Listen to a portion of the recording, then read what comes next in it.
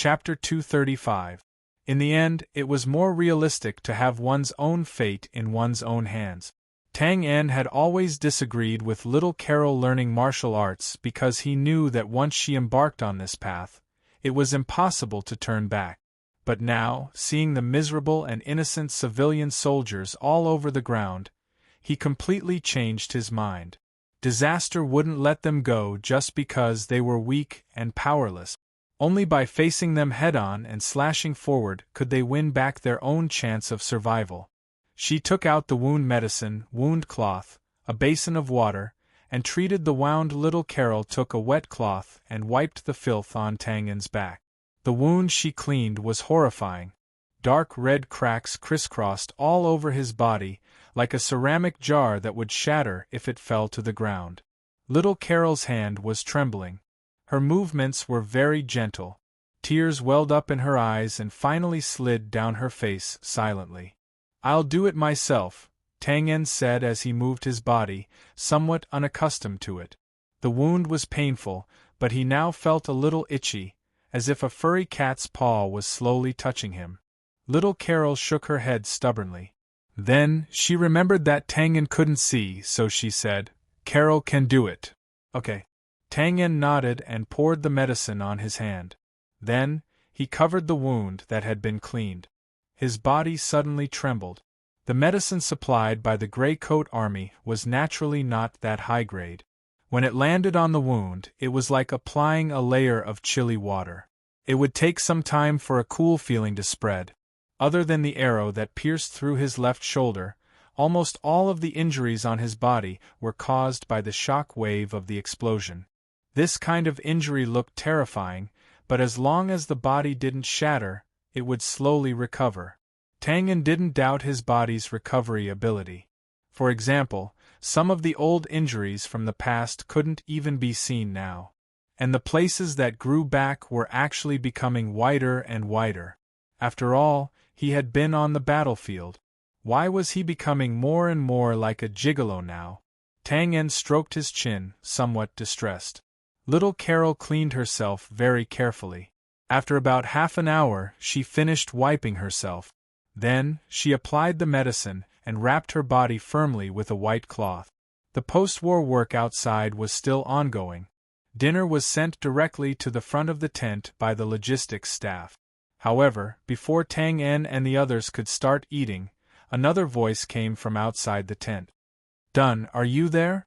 "Josiah," Tang En said in surprise, "I'm here. The curtains aren't drawn. Come in." The curtain was lifted, and Josiah slowly walked in. He raised his head, and his eyes were red. He said in a sorrowful tone, "Tang, Aunt Megan is dead." Tang En was stunned. He immediately recalled that Aunt Megan was the kind lady in charge of logistics when he first joined Darren's Grey Coat Army. At that time, Josiah didn't know anything. He followed behind her and learned how to do things. Their relationship had always been very good. "I'm very sorry. It's all my fault." Josiah lowered his head. Under his golden brown hair, only his lips could be seen. "I clearly sensed the magic waves before. Why didn't I think of the teleportation array? If I thought of it, everyone wouldn't have died. Aunt Megan wouldn't have." At that moment, Josiah's tone became more and more hurried. His expression also became more and more agitated. "Josiah." Tang En suddenly interrupted Josiah's self-pity. He then shook his head. "Don't think too much. You're not a god. You're just an intermediate mage. You were able to recognize the teleportation array and point out the main direction for the soldiers. In fact, you've already done your best." This was the truth. Everyone, including Tang En and Zwafan, only had a rough idea of the direction in which the black armored soldiers had retreated. They didn't know that there was a teleportation array there. If not for Josiah's words, this chaos would have lasted for at least an hour. At that time, it would be hard to say how many people would have escaped. After a long time, Josiah nodded. She was also agitated by the death of Megan and everyone else. Now that she was awakened by Tang En's shout, she finally regained some of her rationality. When Tang En saw this, he changed the topic. You were with Leader Losha just now, right? How are you going to deal with the black armored soldiers? Those are dirty bounty hunters. Josiah bluntly scolded. Bounty hunters? What's that? Tang En asked in surprise. This was the first time he had heard of this title. Josiah opened his mouth and looked at Tang En in confusion. You don't know? But you're an assassin. Does this have anything to do with anything? Tang En rubbed his nose and thought, I'm a newbie. Josiah saw that Tang En didn't seem to know, so he explained in detail. Tang En finally understood what kind of profession the bounty hunter was. The bounty hunter profession was similar to mercenaries. First, they were also organized. The name was the Bounty Hunter Guild. This sounded no different from a thief guild or mercenary guild. Secondly, the process of both sides was very similar. The guild would issue missions, and the members would be responsible for completing them. Then there was a question. Since the process was almost the same, was there a need for the Bounty Hunter Guild to exist? The answer was, of course there was. The warriors of another world respected strength. The weak were prey to the strong. Fighting people, fighting beasts, and so on. The fighting habits had long been integrated into their blood. Strong people violated the rules with their strength. It was undoubtedly difficult to manage this group of people. Forcefully suppressing them was even more impossible. Therefore, some official thief guilds, mercenary guilds, and so on had appeared. Their appearance was a very good guide. There were many missions on this platform every day, and martial artists only needed to join in to earn money with their own abilities. To a large extent, this put an end to the similar situation where martial artists were embarrassed and took risks out of desperation.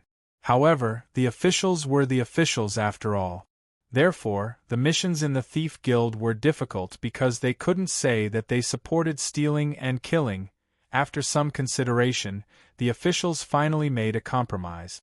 They could issue missions for stealing and hiring assassins, but the information must be public. In other words, after an assassin accepted a mission, it was very likely that the target of his assassination would know that he was in danger recently. With precautions, the possibility of being assassinated would naturally be much smaller. In addition, the Bran officials almost had a law for the assassins they caught: one-day trip to the gallows. Therefore, the number of assassins was limited in the end. Of course, for assassins, this was undoubtedly a policy that they hated. But the key was that they couldn't resist because no one would support an assassin. Later on, a guild called the Bounty Hunter Guild appeared out of nowhere. It wasn't an official guild. It was privately established by a mysterious force. In the beginning, there was only one kind of mission in this guild, which was assassination. Unlike the Thief Guild, they were absolutely confidential about the employer, bounty hunter, and mission information.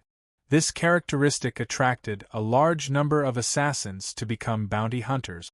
As the guild continued to grow, the missions began to expand. In addition to assassination, there were also treasure hunting, kidnapping, and so on. Just like the guild's slogan, as long as you could afford it, you could get anything here. Under such an atmosphere, the quality of the bounty hunters could be imagined. In short, bounty hunters are a group of evil people who will do anything for dirty money. Josiah added a resentful evaluation at the end of his words. Understood. Tang En nodded in agreement, but he was a little emotional. This was an assassin's organization. In comparison, the Thief Guild that tied hands and feet was weak. Well, from what you said, this Bounty Hunter Guild doesn't seem to be welcomed by the officials? Tang En quickly grasped the key of these words. Of course, the officials' attitude towards the Bounty Hunter Guild has always been to destroy it directly. Josiah clenched his fist.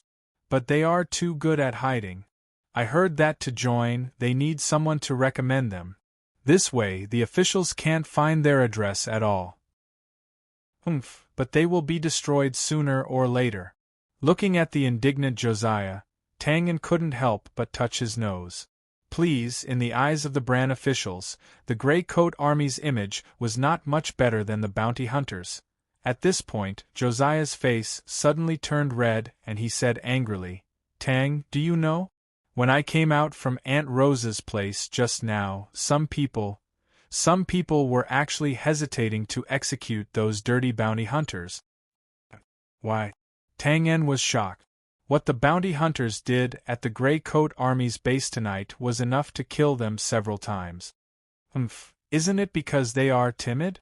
They are afraid of the Bounty Hunter Guild's revenge. Josiah said disdainfully.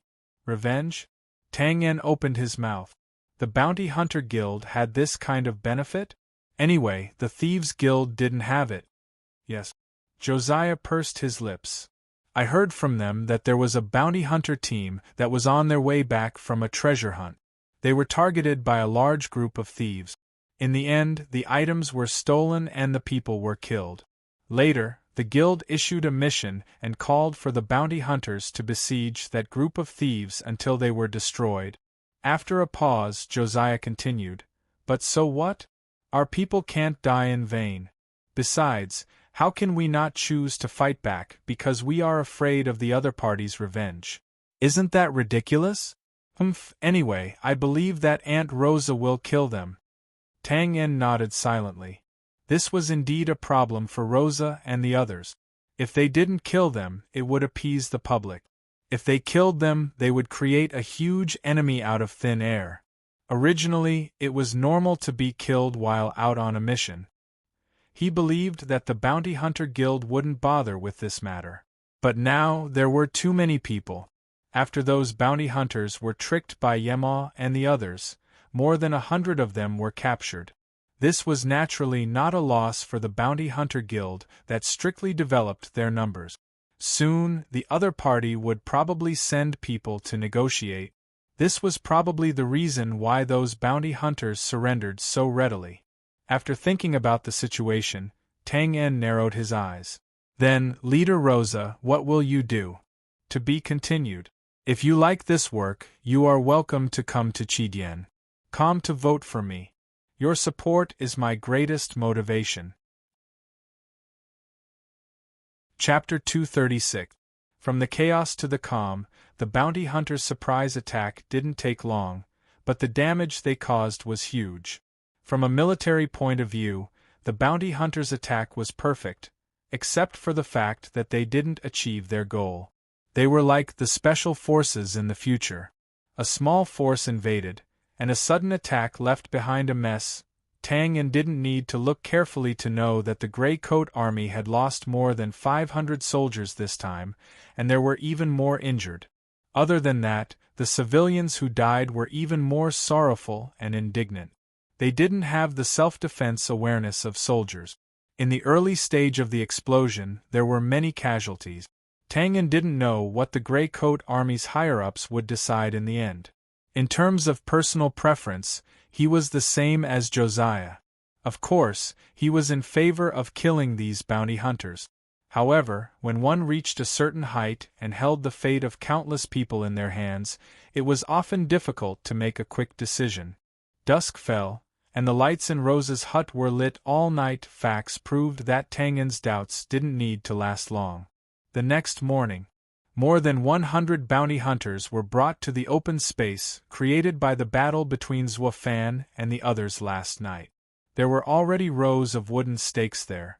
At this time, many soldiers and civilians gathered around. "Kill them! Give me back my brother's life! My granddaughter is only 3 years old.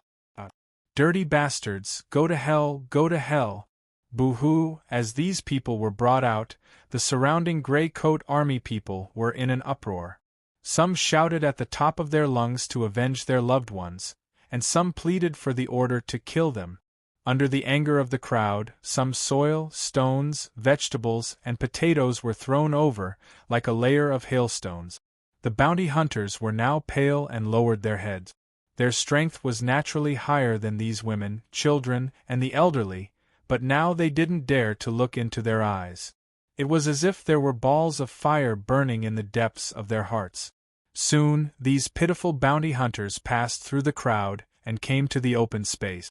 After seeing the nailed wooden stakes, they seemed to realize something and immediately twisted their tied bodies, constantly struggling to resist. "Damn it, they want to kill us. Motherf asterisk cur. Aren't you afraid of the guild's revenge?"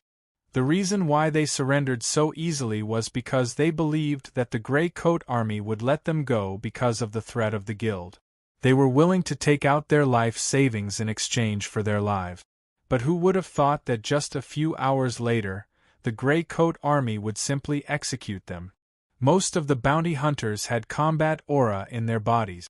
As they struggled, the soldiers beside them could not hold it in any longer. Some of them had even managed to break free from the control. However, at this moment, a voice suddenly rang out. Boom! The people of the Grey Coat Army felt their shoulders sink as an invisible pressure fell on them. If the people around them were like this, the pressure on the bounty hunters was even greater. They felt as if a huge mountain was pressing down on them, and the air around them had turned into a viscous liquid, making it difficult to breathe. At the front, Zwafan quietly walked out with his sword in his hand. The pressure of a void-level warrior was not something these bounty hunters could withstand. The accompanying soldiers took advantage of the fact that they were sweating profusely to tie the bounty hunters to the wooden stake. The crowd parted and Rosa, who was dressed in black, walked out with heavy steps. Her face was still beautiful, but the traces of blood in her eyes showed that she was tired. In front of the wooden stakes, Rosa turned to face the crowd and bowed deeply. The angry voices gradually faded away, and the scene returned to silence. "I'm sorry, everyone." Rosa pursed her lips, and her face was filled with sorrow. "A total of 1,141 companions left us forever last night. Among them are our brothers, our mothers, our grandfathers, and our children. Until now, I've been thinking about a question. Why is it that the poorer we are, the more oppressed we are? The lower we are, the more we are bullied. The weaker we are, the more we are blessed by disaster. I don't understand why the loving God is so cruel to us again and again. But, not understanding doesn't mean that we won't continue to persevere. We will always be even more determined to walk this path. Just like how we will never forget our companions who sacrificed themselves for this. The Grey Coat Army is not a mob, but the Grey Coat Army will never tolerate those who cause us pain for no reason." At this point, Rosa pointed at the bounty hunter who was struggling behind her. "I'm not a judge and I'm not God. I have no right to decide a person's life and death. But at least we have the right to fight back. Well, actually, I want to say, a life for a life since ancient times. So now, everyone can take revenge for any grievances you have, and repay any grievances you have." After saying this, Rosa simply walked to the side. "Kill, kill, kill, kill, kill, kill." The shouting went from one person to a whole group, from chaos to order. In the end, it shook the sky and spread several miles away. At this time, an old woman with tears streaming down her face walked out of the crowd step by step. Her turbid eyes swept across the wooden stakes one by one, as if she was looking for something. Finally, she stopped in front of a bounty hunter in the back row. It's you, little Mary, my granddaughter." Her wriggling lips kept repeating these two words, and her old, dry, bark-like hand took out a rusty knife from her chest pocket. If she was not wrong, it should be used to peel fruit. The bounty hunter's eyes were wide open, and his mouth was wide open. He really could not remember killing a child last night. He only vaguely remembered that a small figure called him uncle last night, but he felt that she was in the way, so he kicked her aside. "I want to see if you have a black heart. How could you do that to a child like little Mary? Hey, old man, you're mistaken." Before he could finish his sentence, the knife had already pierced his chest. The black armor of the bounty hunter was stripped off when he was captured, so the knife was not sharp, but it still pierced through his skin. "You're asking for death." The bounty hunter was furious, and his combat aura shone brightly, and he was about to send the old woman flying. But at this time, a golden veil shrouded him, and his combat aura was instantly dispersed. Puff, puff. Blood spurted out. This was an ordinary old woman. She might have killed a lot of chickens and ducks in her life, but it was certain that she had never killed anyone, and she did not even dare to think about killing anyone. But now, although her knife was still trembling, it was firmly moving towards the surrounding skin, as if she was going to cut a circle. Kill! Seeing the blood, the surrounding citizens of the Grey Coat Army could not help but charge forward, and they surrounded the bounty hunter on the wooden stake and beat him up. If he was a soldier, they would have slashed his neck. But if he was a commoner, their attacks were mixed. Some used wooden sticks, some used rocks, and some used teeth. The bounty hunters were dumbfounded and went crazy. They had never seen such a scene before. Their combat aura was restricted by Zwafan, so they could not use their combat aura armor. They could only watch as their flesh was torn off by the bloody mouths of the bounty hunters, screams of pain, cheers. Faces twisted with pain, faces filled with joy and relief from being able to get their revenge. Two completely different emotions, even going to extremes, were displayed in this small open space. At this time, no matter if it was the bounty hunters or the citizens of the Grey Coat Army, they could not be considered rational. Of course, there was no need for rationality here. What was needed here was either pain or pleasure. Tang En, who was standing at the periphery, looked at the hellish scene in front of him, and could not help but raise his eyebrows. Of course, he did not have a good impression of the bounty hunters, although it was a little ridiculous from an assassin's point of view. Tang En only admired Rosa's methods. Looking at the big picture, he believed that many people would think that Rosa's actions were a little impulsive, and they would even criticize her for not being a qualified leader. The Grey Coat Army was originally weak, and now they had provoked a strong enemy. It was really unwise. Of course, revenge had to be taken, but it could be done in a less intense way, or it could be done in a more focused way, and then take revenge in the future. But this was what Tang En admired. Not all leaders would have the courage to abandon everything else and only have the courage to take revenge. What do you think? Is my way of handling things too cruel and inappropriate? No, it's the opposite. It's too appropriate. Tang En smiled and turned his head to Rosa, who was walking to his side. Most people would always think about the big picture, think about the big picture, think about the big picture, but they did not know that it was because of this kind of thinking that they slowly lost the courage to make the final decision. Rosa raised her eyebrows and said, "Oh right, you're an assassin, so you probably don't feel anything about this kind of situation." Tang En touched his nose and said a little awkwardly, "Assassins are not always this cruel." Rosa chuckled and looked at the scene in front of her. She sighed and said, "Actually, I'm not tough enough, not cruel enough." Tang En was surprised. "How cruel can you be?" Rosa shook her head. "This plan must have been planned by the families of those young nobles. If I'm tough enough, I can lead everyone to break the siege of the feudal lord's soldiers and kill all those young nobles in the end." Tang En opened his mouth and was a little dumbfounded. If they killed those young nobles, the resources that were at their fingertips would naturally be gone. The skinny woman in front of him was indeed a woman who would rather die than live in dishonor. Well, the key is that we're still too weak. That's why we have such concerns.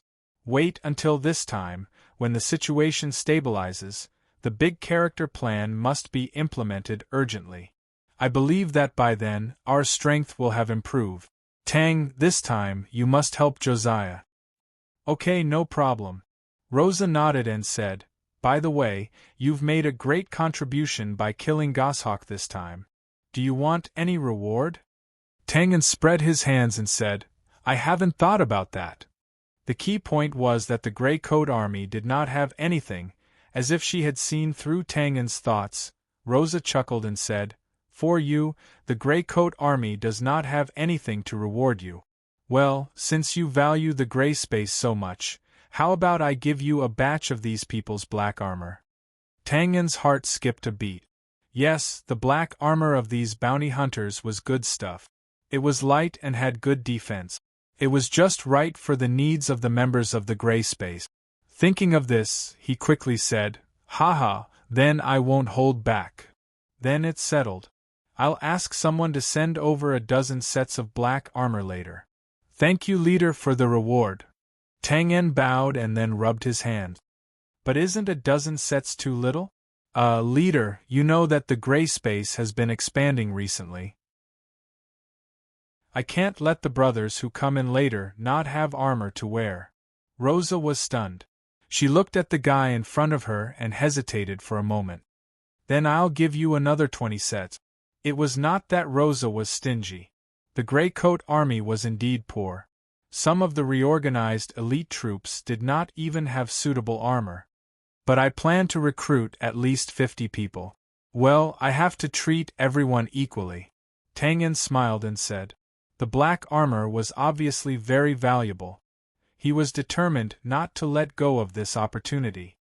At this time, a civilian officer came over and reported excitedly, "Leader, there's an army messenger waiting outside the base. He said that he's asking about the time of the negotiation." Tang En and Rosa were stunned. Then, they looked at each other. Finally, they couldn't take it anymore. Well, the rescue failed. To prevent them from doing anything rash, starting a negotiation was the best way to appease them. Well, I'll go take a look. Go and inform all the ministers to gather in my house. Rosa nodded and followed the officer. Then, as if she suddenly thought of something, she turned around and said, "Oh right, Tang, I'll give you 40 sets of black armor. I still need 20 sets, however, it was too late." Luo Sha had already left in a hurry. TSK. Tang En smacked his lips. "I knew you would do this. Well, 30 people is just enough. If you like this work, you are welcome to come to Chidian. Come to vote for me. Your support is my biggest motivation." Chapter 237. Early in the morning, outside the tent, the sun rose from the east. "Tang, do these clothes fit?" Josiah spun around, her skirt fluttering like flowers and leaves blooming. Tang En touched his nose and retracted his gaze from her slender waist without a trace. He said in the most certain tone, "Absolutely." Tang En didn't know if there was a myth of clay molding people in the other world. If there was, then Josiah must have put in a lot of effort from the Creator. She wore a black cotton skirt with a silver-gray evening gown on the outside. The coldness of the color and the heroic face. She stood there quietly, like an orchid in an empty valley. There was no need for many people to admire her. She was already cold and elegant. Perhaps it was a mage's habit, but Josiah often showed up in a long robe. Over time, Tang En also got used to Josiah's style. But now, when she appeared in front of him in a new outfit, Tang En knew what kind of exquisite curves and beautiful posture were hidden under the empty robe. "I brought this with me when I escaped from home. Does it not fit the image of the Gray Coat Army?" Josiah touched her coat and said worriedly. Josiah was still very meticulous. Most of the people in the Gray Coat Army were of low birth, and the best clothes were only upgraded from coarse hemp to coarse cotton. Although she didn't care about this, it was inevitable that she had to consider the opinions of others, so she had always been wearing a simple robe. Most of the clothes she brought out were also cut and changed to children's sizes for gift. Tang En shook his head and said, "It's not suitable for normal times, but it's just right for now." "Oh, then I'm relieved." Josiah pressed her chest and then looked at the rising sun in the distance. "The negotiation time is 8 o'clock, then I'll go first." "Okay, good luck." Josiah clenched her fist and waved it confidently. "Don't worry." After that, she turned and walked to the center of the station. A large tent was set up there, and it was the location of the negotiation. One side's attempt to save people failed, and they were afraid of the other side's anger. One side wanted to leave this place as soon as possible and carry out the development plan. Therefore, after some discussion yesterday, Rosa decided to start the negotiations at 8 o'clock the next day. Tsk. Taking advantage of the other party's departure, Tang En stroked his chin and swept his gaze over her body. Her legs were really long. So long, so white, so smooth. Suddenly, Betsy's evaluation of Josiah in the past appeared in Tang En's mind. He covered his nose and looked up. Oh no, I can't take it anymore. His blood pressure was high. Ahem, calm down, form is emptiness, emptiness is form. In the distance, Josiah, who had just turned a corner, suddenly covered his face. The cold night wind was unable to cool down his burning hot face. Dun's taste is so strange. Perverted women were always sensitive to eyes that were scanning their bodies. Tang En thought that he was secretly peeping, but Josiah noticed it. Huff, huff. She took a few deep breaths and waved her wrist to guide the cold wind to her face.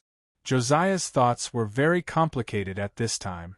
She was embarrassed, angry, and secretly happy. She was not a person without ideas. After changing her clothes, she already knew that it was the most suitable for her cold and elegant temperament. But in the end, she did not know why, but she still subconsciously came to Tang En's tent. What was she thinking? Josiah, you're going to die. Shame. After calming down, the temperature on her face subsided a little. Josiah tidied up his clothes and walked to the center of the station again. Needless to say, along the way, the gray coat army people who woke up early saw Josiah's most elegant side. Although the aristocratic temperament was invisible, it did indeed exist. It was just that some people were low-key and elegant, and some people were arrogant and domineering. The most obvious difference was Josiah and the group of aristocratic youth. Josiah had received the appropriate education since she was young, and under the influence of the aristocratic environment for a long time, her temperament had long been outstanding.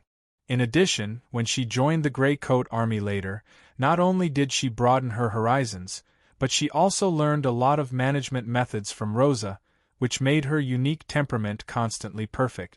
Usually, when people talked to her, they just felt indescribably comfortable and carefree.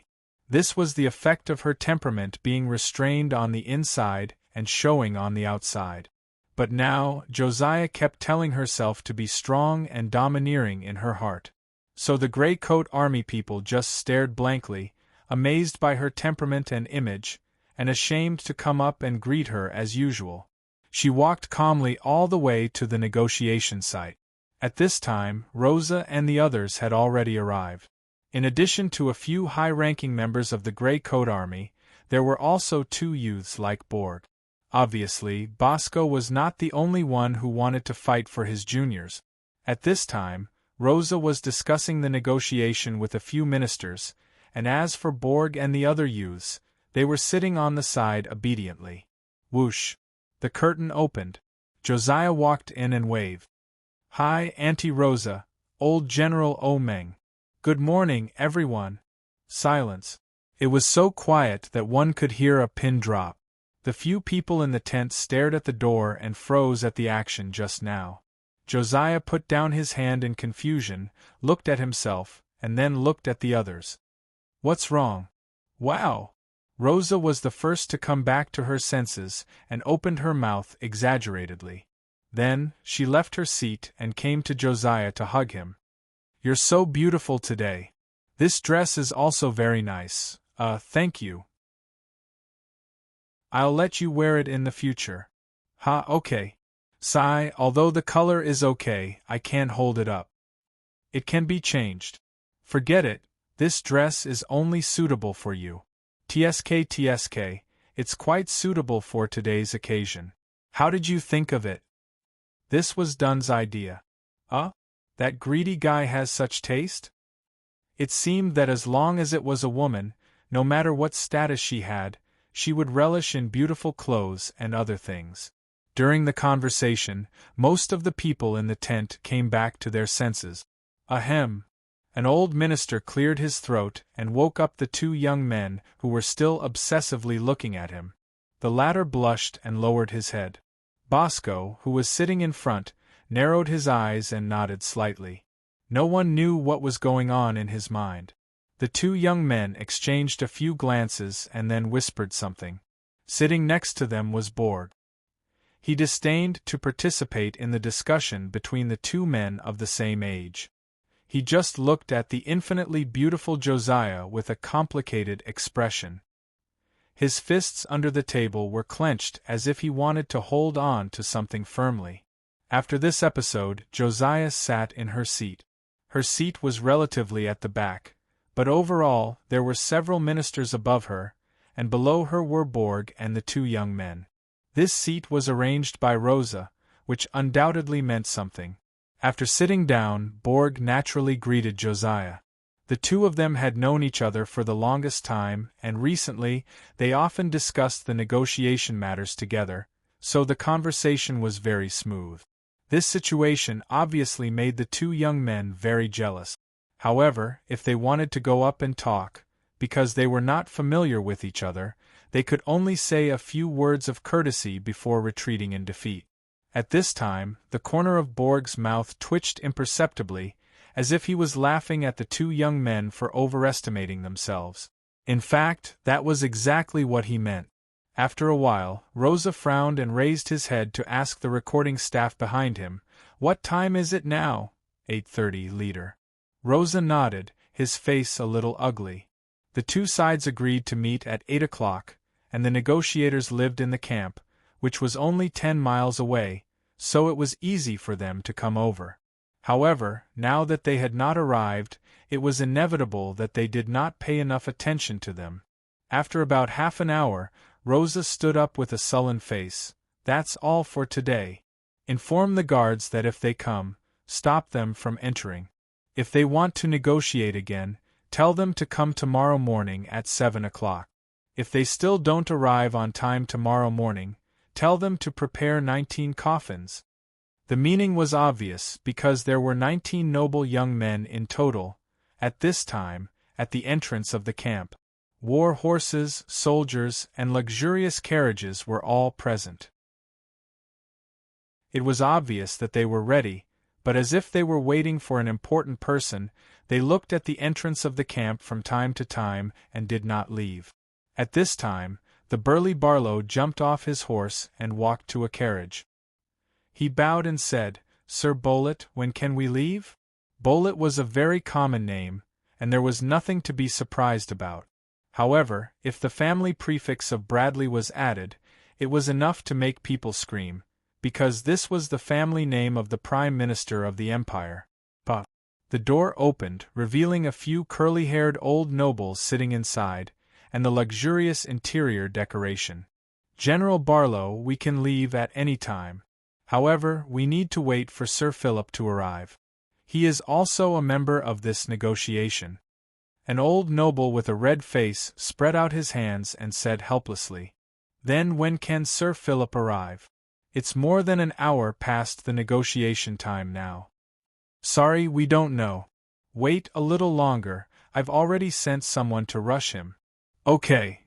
General Baylor saluted with a stiff expression and then retreated. "Philip?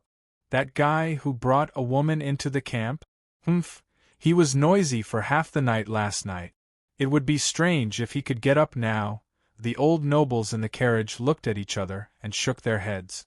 A noble with a gloomy expression said, "I really don't understand.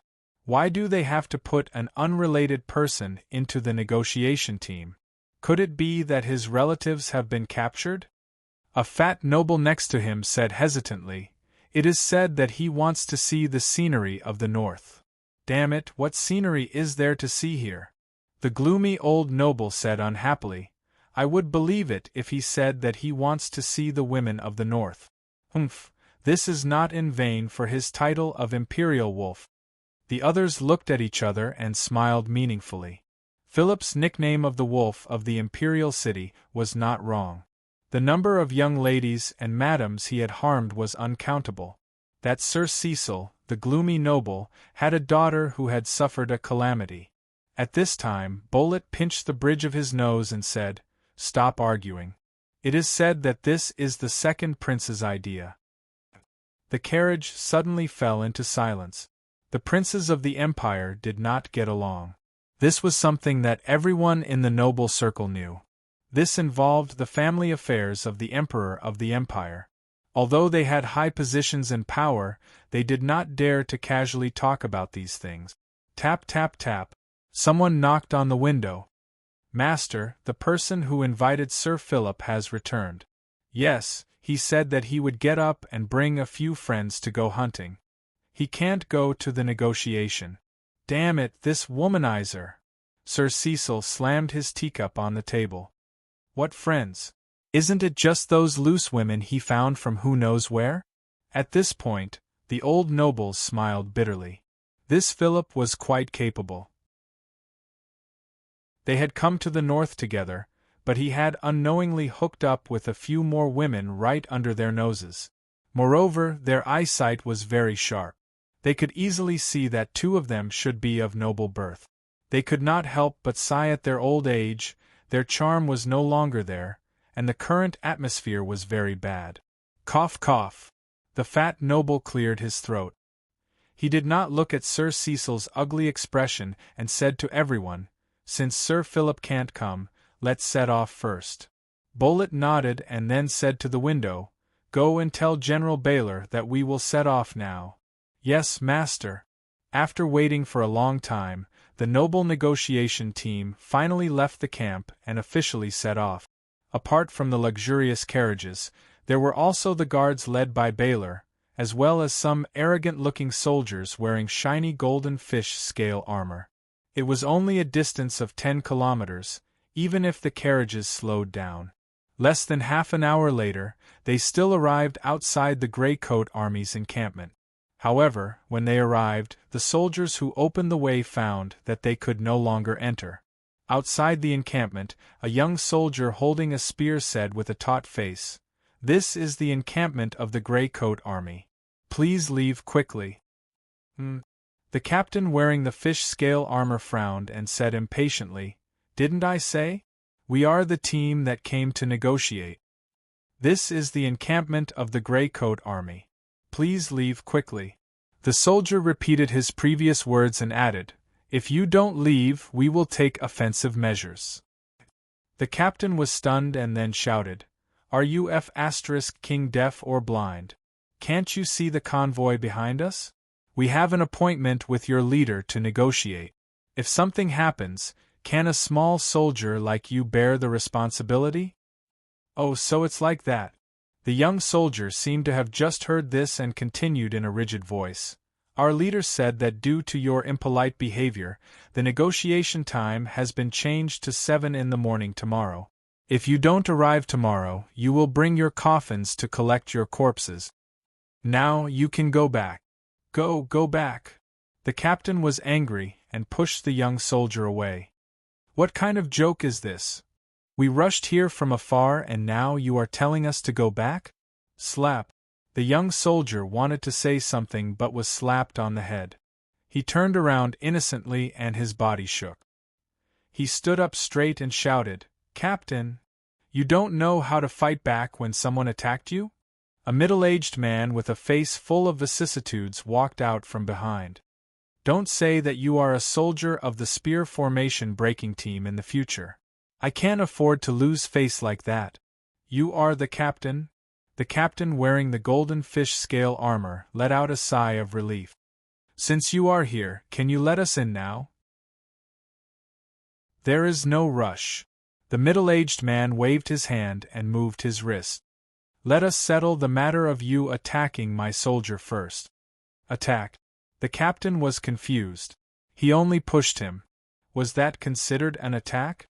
Before he could figure it out, a fist filled his vision. Bang! The captain was sent flying a few meters away like a broken sack. He didn't make a sound and fainted. Did you see that? This is the style of the spear formation breaking team. Remember that? Yes, Captain. The soldiers wearing the fish scale armor stared blankly at the unconscious captain. Then, they looked at the middle-aged man who was teaching his subordinates. Damn it. How dare you? Take your weapons. Damn it, you are too arrogant. Teach them a lesson. In an instant, the other soldiers drew their weapons and surrounded them. Who were they? They were the royal guards. Even some low-ranked knights would have to be polite to them. Who would have thought that they would be humiliated by a gatekeeper? "Oh, you want to gang up on us?" The middle-aged man with the face full of vicissitudes of life expressed his shock. He took the spear from the soldier's hand. "You step back first. See if your captain was bluffing." After he finished speaking, he waved his spear and straightened his body. A tragic aura was released. The soldier in front was instantly thrown to the ground. Instead of retreating, he stepped forward. "Look carefully. When you are surrounded by the enemy, you must first judge the attack range of each weapon. Then, whoosh, the spear swept out like a twister, and several soldiers who were also holding spears were thrown to the ground. Then, you must use the distance advantage of the weapon in your hand. Like this, hiss, hiss, hiss." The spear shadows were not dense, but they were absolutely accurate. He knocked the swords out of the soldiers' hands. Then, he turned his body and swept the back of his spear, sending the soldiers flying. It is important to kill the enemy on the battlefield, but it is more important to protect yourself while killing the enemy. Under the young soldier's admiring gaze, the middle-aged man with the face full of vicissitudes of life waved his spear. He was surrounded by soldiers, and no one was his match. At this time, at the rear of the camp, Tang En, with a smile on his face, said to Josiah beside him, "I told you before that Fry is the captain of the lightning spear formation breaking team. He is always the first to attack the enemy camp. So, he is best at this kind of siege battle." Josiah nodded and praised. "He can defeat a team of soldiers by himself. That is amazing." "Haha, that is not the most amazing thing. The main thing is that these soldiers are too useless." At this point, Tang En shook his head. If he had been training in the army, he would be at least a high-level warrior now. What a pity. "Oh, but I think he is already very powerful now. Tang, can you do the same?" Josiah turned and asked. Ordinary soldiers have no problem." Tang En touched his nose and spread out his hands. "But I am an assassin. How can I run into a crowd to fight? It is handsome enough, but it is easy to die." "Then what will you do?" "Me? I am fast. So, I will stroll around the periphery, kill one and come out. When they are not paying attention, I will go in and kill another one." "That sounds so wretched." "Assassins are all wretched," Tang En said disapprovingly, then turned his head. "How is it? Are you in a better mood now?" Josiah said in surprise, "Huh?" Tang En shrugged. "You spent time and effort to dress up so beautifully, but these people were late. They clearly did not give you face. Now that they have been taught a lesson, don't you feel better?" Josiah did not know whether to laugh or cry as he looked at Tang En, then said with a serious face, "Yes, I feel better, but it is still not enough. Tsk, women are indeed greedy." Tang En shook his head and looked helpless. Then, his eyes lit up and he pointed at the middle-aged man who was running at high speed in the distance. "Ha, an expert is here. You can feel good now." To be continued. If you like this work, you are welcome to come to Chidien.com to vote for me. Your support is my biggest motivation. Chapter 238. Stop. Before the person arrived, his voice was heard. Thunder roared like a tide, showing that this person's fighting aura was not weak. Previously, these soldiers in golden scale armor were just clearing the way. Now that they were being obstructed and even attacked, the officer at the back naturally could not sit still. This person. Tang En squinted his eyes and looked at the burly man with a full beard who was rushing over. Josiah turned his head in surprise. "Tang, what's the matter?" "Oh, nothing. I ran into an acquaintance." Tang En touched his nose a little awkwardly. This bearded man was the convoy guard he had met a few days ago when he was returning to the station with the sick little Carol. At that time, he said that he would return the horse if they met again in the future. But after returning, the horse was taken to the logistics department by David and the others to be chopped up and made into horse meat hot pot. The bearded man was a little too late. By the time he came over, the soldiers were all lying on the ground, moaning in pain. Although there were no casualties, the soldiers on the ground were in a sorry state. The man looked at Fry with a gloomy face. "What is the meaning of this?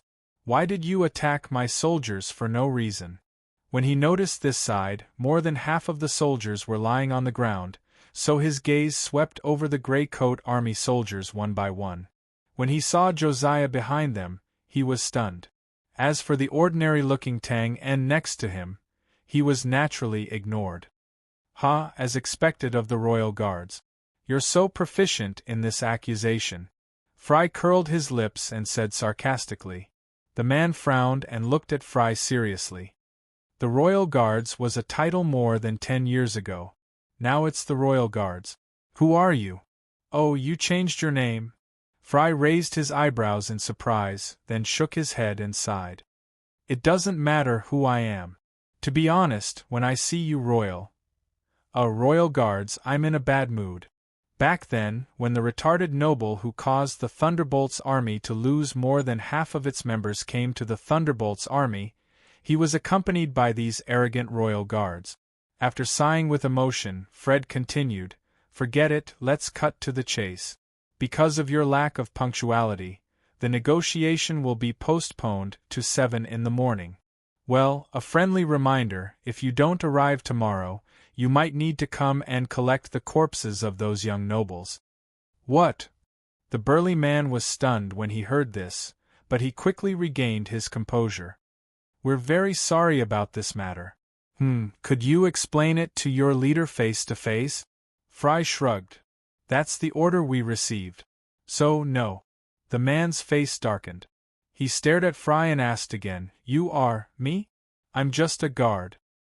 "Since it's a guard, you can just go and report it. I will naturally explain everything to your leader." "Why are you here, wasting your breath?" The man's patience had been exhausted.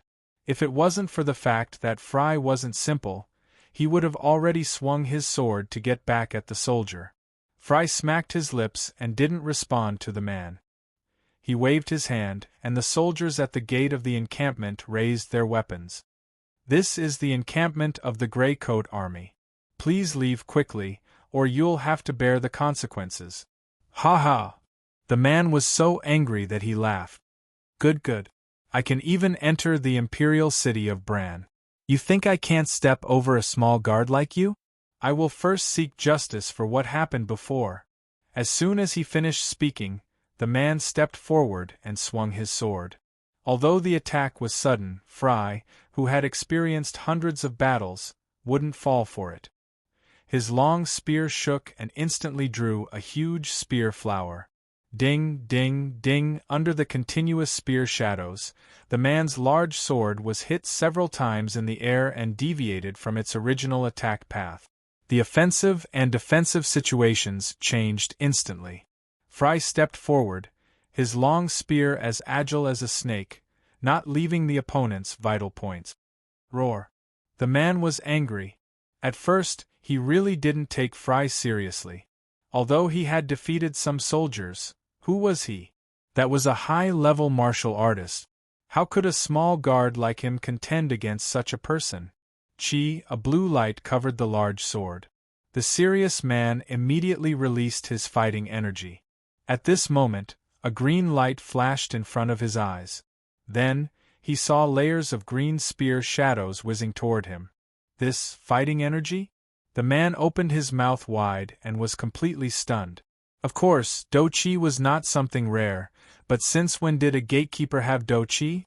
Was the strength of the Grey Army that strong? Bang, bang, bang. After a few exchanges of fighting energy, the man finally determined Frey's strength. He was a mid-level warrior. Well, to be precise, he was at the peak of a mid-level warrior. Fortunately, the man's nerves were numb. As long as he didn't exceed a high-level warrior, it was fine. Chi, a blue crescent sword slashed out. Tang, this person is a high-level warrior? Josiah saw the sword slash and immediately asked nervously, "Quickly go and help Brother Fry." The difference between a high-level warrior and a mid-level warrior was huge, even if the mid-level warrior was at the peak. The specific situation could be seen from the battle between Zwafan and Yama 2 days ago. Although Zwafan only had 1 foot in the Void Realm, he was still able to defeat the 3 peak Earth Realm warriors. "Don't worry." Tangen's expression relaxed as he stared at the field. Although the man is a beginner high-level warrior, his fighting experience is obviously not as good as Taoist phrase. This battle can still be fought. Tang En, who had experienced many life and death battles, naturally had good eyesight. The situation in the field was indeed like this. Although the burly man's Do Chi cultivation was higher, the two of them were basically in a balance. The main reason for this was the man. His fighting energy and martial arts were fine, but his grasp of the key moments was lacking. To put it bluntly, he wasn't ruthless enough. On the other hand, although Fry was in a difficult situation when dodging the sword slash, he seemed to be at ease at other times. His attacking frequency was even higher. On one hand, it was because of Frey's practical and efficient fighting skills. On the other hand, it was because Fry didn't care about the attacks that might stab him in unimportant places. Or rather, he directly exchanged injuries for injuries. Of course, this didn't mean that he didn't cherish his own life. This was a unique feeling of fighting after experiencing hundreds of battles. In short, he was exchanging his opponent's life with the smallest price. The man was obviously not used to this kind of attack rhythm. He could have seriously injured Fry, but he kept losing opportunities due to his hesitation. It wasn't that he didn't have the strength, but he didn't have the guts. The Royal Guard's duties were obvious just from the name. Logically speaking, the soldiers here should be carefully selected. One of them should be able to fight against 10. In fact, this was indeed the case for the soldiers selected from the various legions when they first joined. However, the prosperity of the imperial capital, the beauties, and the fine wine had unknowingly caused their muscles to loosen and their battle awareness to weaken. Just like this burly man with a face full of whiskers, he had a body full of high-level fighting energy, but the sword light he sent out turned into fireworks. The situation of a battle had always been one side's weakness and the other's strength. The big man's side had many misgivings and couldn't display their full strength. As for Fry, the more he fought, the more confident he became. The long spear was like a dragon in the clouds, appearing and disappearing unpredictably. The big man could only parry and had no strength to fight back. Break! With a clear shout, the blue radiance sword was deflected several meters away. Then, the burly man's body fell backwards like a bowed shrimp. Bang!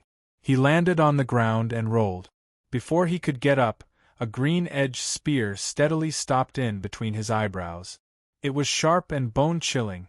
The soldiers who had been taught a lesson earlier had already gotten up. When they saw the scene in front of them, their minds were in a mess. Defeated? The captain of the Royal Guards was defeated. Furthermore, he was defeated by a gatekeeper. God, this world is too crazy. I can't stand it. Tomorrow you have to be early. I won't see you off. After saying this, Fry neatly put away the spear on his back and walked away. The burly man had been staring blankly at the sword stuck in the ground not far away, as if he hadn't recovered from the shock. Wow! Captain is mighty and domineering.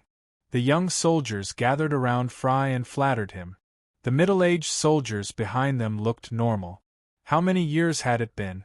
As long as their captain went out to battle, he would always return victorious. Tang En behind them couldn't help but clap his hands and praise sincerely, "Fry is amazing." No matter what the reason was, it was inconceivable for a mid-level warrior to defeat a high-level warrior. If Fry killed this burly man with one stab on the battlefield, it would be a great military merit. At this moment, clop clop clop clop, the sound of horse hooves rolled over. The burly Baylor rushed over with the Royal Guards battalion. He dismounted and didn't even look at the Royal Guard soldiers. He walked directly to Fry with an excited expression. "Captain, I've finally seen your marksmanship on the battlefield once again." Fry waved his hand and asked the bewildered soldiers to retreat. He laughed softly and said, "Madman, don't call me captain. You and I are enemies now. We might meet on the battlefield one day. If such a day really comes, I won't hold back."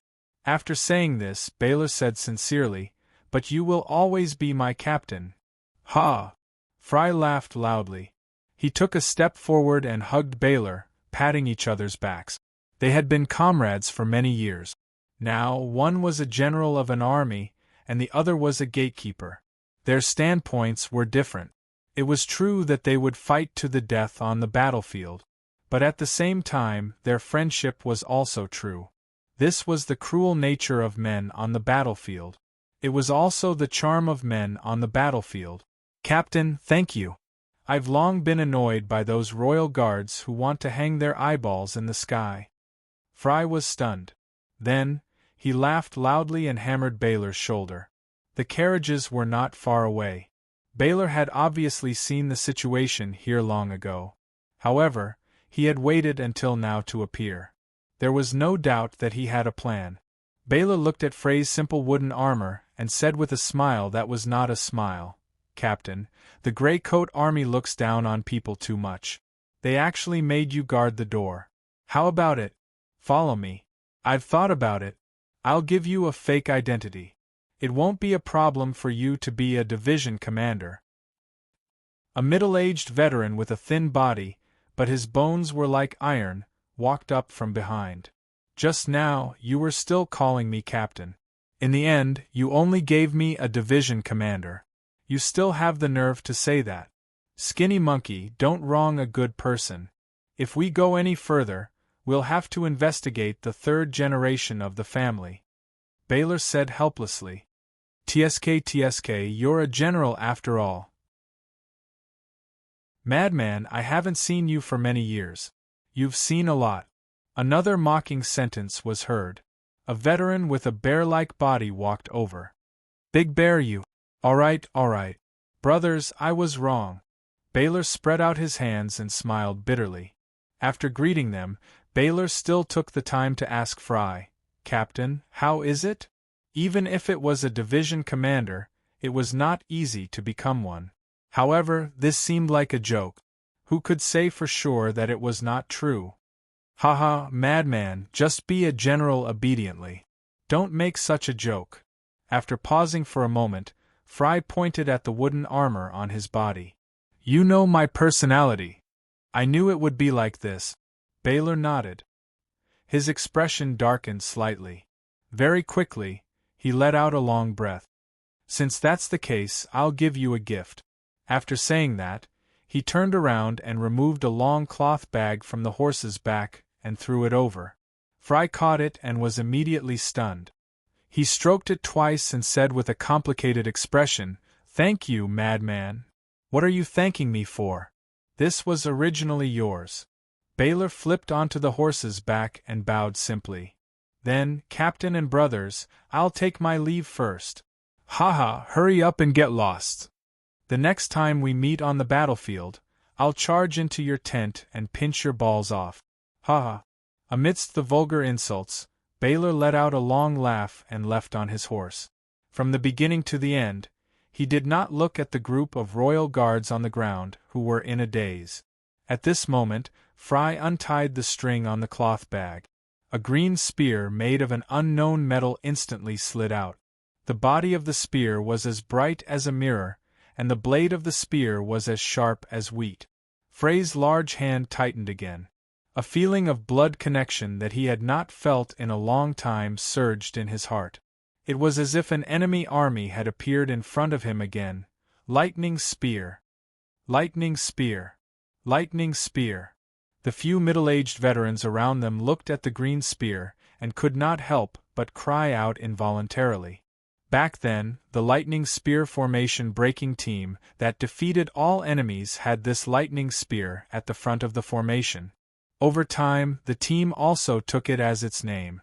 After waving it twice, Fry stabbed out. Chi, a green light instantly covered the spear. The tip of the spear spat out a brilliance that resembled lightning. The thunderclap ninth heaven was hidden in the clouds and revealed in the lightning. Where the tip of the spear pointed, it pierced through the heavens. Apologies, the civet cat's stomach is revolting and has not recovered. He forced himself to hold on yesterday, but today, he suffered retribution. Ai. I'll first write 4,000 chapters and give them to you. I'll make up for the rest tomorrow. Lastly, I'll continue to ask for a recommendation vote. To be continued. If you like this work, you are welcome to come to Chidien.com to vote for me. Your support is my greatest motivation. Chapter 239. The next day, the night wind had yet to dissipate and dawn had just arrived. Just like the day before, the soldiers and carriages were all prepared at the entrance of the army camp. One by one, the old nobles walked out of their tents, looking dispirited and yawning.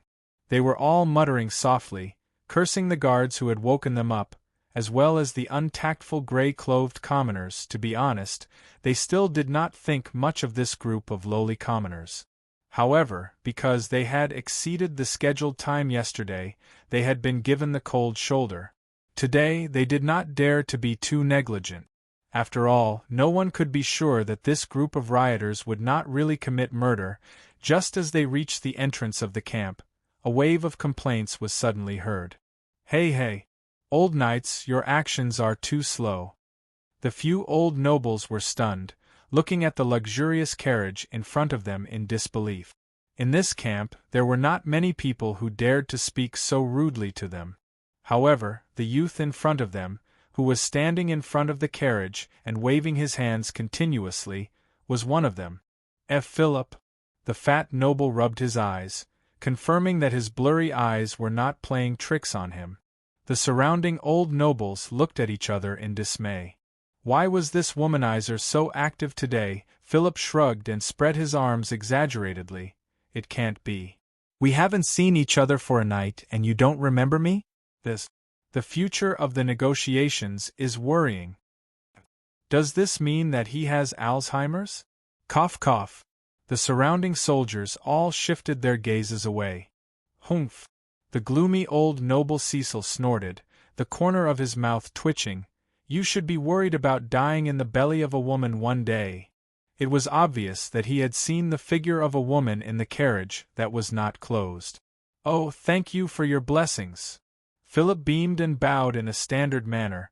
This is my greatest wish in life. The corners of the eyes of the few old nobles twitched, speechless at this despicable fellow in front of them. They simply flicked their sleeves and boarded their own carriage, out of sight, out of mind. All right, let's go. Philip urged the soldiers to move forward impatiently. He stroked his chin and muttered to himself, Are there really beautiful women in the Grey Coat Army? That fellow isn't lying to me, is he? It's hard to say. Even the wild flowers by the roadside have a different taste. TSK, I'm really looking forward to it. Having learned their lesson from last time, the negotiation team arrived at the Grey Coat Army's encampment before 7 o'clock. The Grey Coat Army soldiers guarding the entrance led the group of people in. Naturally, carriages and the like were not allowed to enter. After all, this was an underground passage. At this moment, the Grey Coat Army was having breakfast. Groups of commoners were holding their bowls as they looked at the group of well-dressed people. Some children were hiding behind the adults, curious as to why the elders had curly hair. The leader this time was Gary from the Blue Flame Legion. He looked at the Grey Coat Army soldiers who were in rags and looked weak. He couldn't help but sigh. If he hadn't seen it with his own eyes, he wouldn't have believed that such a group of people could withstand the attacks of tens of thousands of armed soldiers from the three major armies for almost a month. What are they eating? The sexy lady leaning against Philip pointed at the green food in the bowls and asked curiously, Oh, that. Wild vegetables by the roadside. Philip, who was looking around, turned his head and said casually, isn't that just wild grass? Can they be eaten? Why don't they eat meat? The lady asked in confusion. Philip was stunned for a moment. He then raised the lady's chin and said, Do you know? I like how you look when you have big boobs and no brains. The tent in the middle of the encampment was the venue for the negotiation. The noble negotiation team lifted the curtain and entered. There were only simple tables and chairs inside. There isn't even a cup of tea, someone mumbled, and the negotiators sat on the right side of the long table. Where are your people? Isn't it 7 o'clock yet? Cecil looked at the empty chair opposite him and said unhappily to the gray-coat army soldier at the entrance, Sorry, I'll go and ask. The soldier bowed and left. His tone was polite and his attitude was proper. The old nobles didn't mind and chatted with each other about the situation they saw when they entered the encampment. These nobles who had been staying in the bustling imperial capital, all this while only knew the name of the gray-coat army. Now that they saw the actual situation, they didn't think much of it. They were just a bunch of poor motley crew. It seemed that the condition they would raise later would be food. The discussion went on for more than 10 minutes. Some of the nobles frowned and looked at the entrance of the tent. What was going on? Where was the soldier just now? Why wasn't he back yet? After the question was asked, the other guard nodded and said, How about this, I'll go and take a look. After saying that, he ran away. After that, there was no more after that. The 2 gray-coat army guards had run away. The ones standing outside the tent were the royal guards and the soldiers of the Legion. The group of nobles was shocked to find that they were abandoned here. After an unknown amount of time. Bang! Cecil slammed the long table and said angrily, What are these damned commoners trying to do? That's right.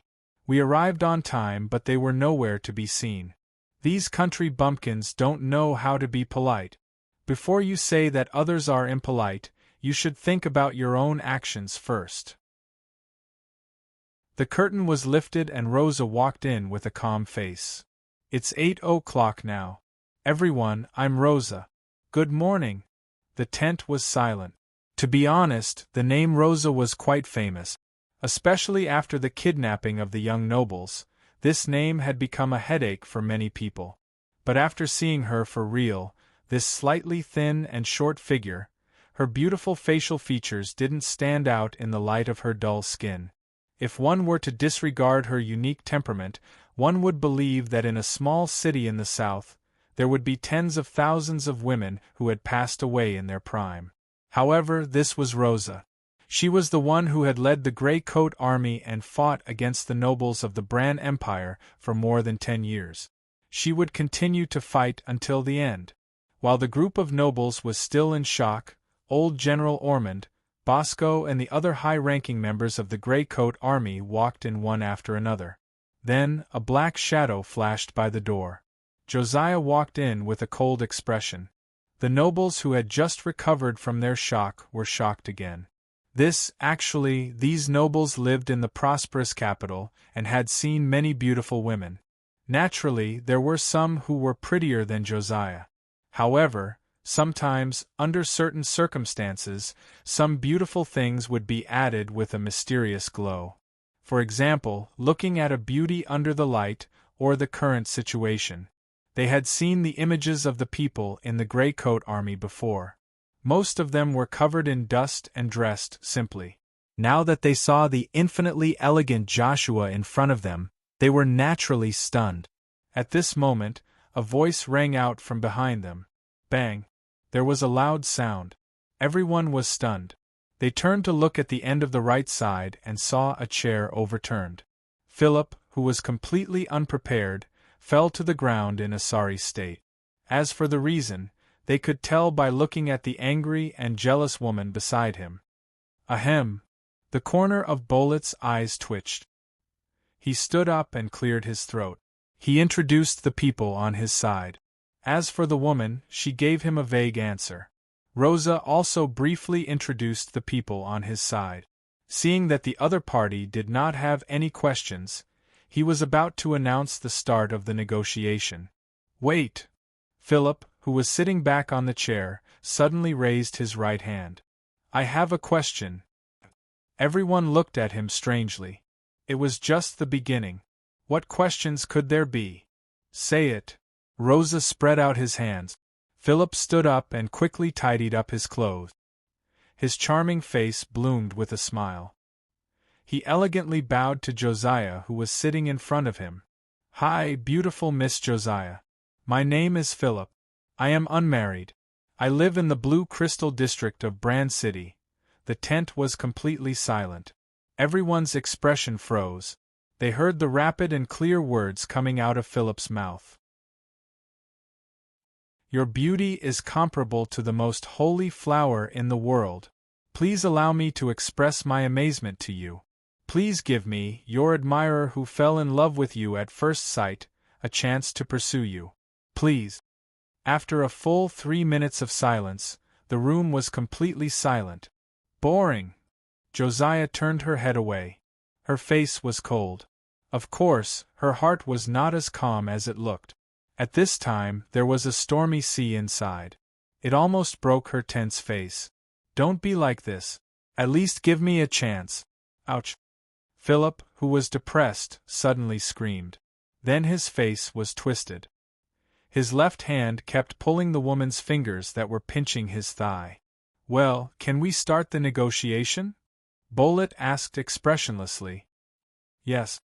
After this episode, the negotiation began to return to the normal track. Because Josiah was facing Philip, the two of them could not avoid eye contact, and the latter kept staring at her with infatuated eyes. Of course, he was also constantly using his hands to protect the muscles on his legs and waist. Initially, Joshua did not want to make eye contact with this strange fellow.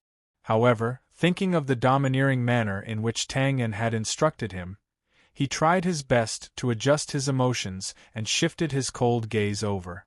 "You are a toad, you are a toad, Philip was happy at first, but then he was stunned. Contempt, sarcasm, ridicule. Being stared at by a beautiful woman like this, any man would feel very uncomfortable. Philip could not help but touch the corner of his mouth. There was no rice. He looked down at his clothes. Well, the crotch of his pants was not open either. The negotiation continued in this strange atmosphere until Rosa took out a few exchange lists and handed them over. Bang! After Bolett finished reading, he slapped the list on the table with a pale face. "Are you sure you are not joking?" "Of course." Rosa leisurely sipped her tea. "Damn it, you are extorting, extorting!" Bolett's face turned red. 200,000 kilograms of grain, 150,000 kilograms of flour, 30,000 sets of standard armor, 50,000 weapons. And 100 Mjolnir? This is too much, too much. Nonsense, do you think you are the Brand's army? There is no way to negotiate. You are robbing us. After the exchange lists were handed over, the noble negotiation group was naturally furious. The Empire had sent them to negotiate because they had experience in this area. But even so, they were still shocked by the huge amount of money in front of them. It was a negotiation. In fact, both sides had a standard in their hearts. The difficulty was to reach a balance that both sides could accept. But the exchange list in front of them was filled with densely packed words. Obviously, the standard had been raised infinitely. There was no need to bargain. "Oh, is that so?" Rosa sneered, put down her teacup, and looked at Josiah. Josiah understood and nodded. He stood up and picked up a list. As of 3 days ago, the Grey Coat Army had a total of 13,456 soldiers sacrificed, and 732 innocent civilians lost their lives. In these 3 days, because of your stupid actions, another 1,141 soldiers and civilians lost their lives. Taking a deep breath, Josiah's face was cold. "You said that we are too much, then how about these innocent people who died? How much is the value of their lives? In my opinion, their value is much more than this exchange list. If this is extortion, This is extortion. Then today, I will use this to blackmail you. The tent once again regained its silence, and the complaints that fell to the ground continued to spiral inside. Bullet swallowed and said with difficulty, I am sorry, but this is war. Yes, this is war. Josiah interrupted him. Anyone can start a war, but to end a war, the victor must agree. We are the victors now, so either we hand over the items or we collect the corpses. If you like this work, you are welcome to come to Chidien. Come to vote for me. Your support is my biggest motivation. Chapter 240. A bird with beautiful feathers only knows how to sing, and that's why it was caught by hunters. This was a proverb from the other world that was usually used to describe flashy things that had no substance. For example, delicate vases that were fragile or beautiful women. God was fair. After spending a lot of effort to create a woman with a jade-like face, he would remove things like brains and intelligence. The nobles had the same attitude towards Josiah. Although they were stunned by her beauty, to be honest, they didn't take her seriously. This wasn't just a matter of judging a person by appearance. Their eyes were very sharp, and from the arrangement of the other side, they could tell that Rosa and the few senior officials were the main force of this negotiation. The young men and women behind them were probably here to see the situation. When the negotiation started, it was just as they had expected. Rosa and the few ministers were the ones talking. However, when this beautiful girl came out of nowhere and threw down these tough words, they were caught off guard and were shocked. Even Bolai T's excuse was caught by the other party and turned against him. Anyone can start a war, but to end a war, the victor must agree. We are the victors, so either hand over the goods or collect the corpses. These old nobles with rich negotiation experience naturally knew that in a negotiation, momentum was very important. From a certain perspective, this was a battlefield where one could subdue the enemy without fighting. But now, because of this beautiful girl's sudden outburst, their momentum had been taken away. Of course, this was just the beginning of the negotiation.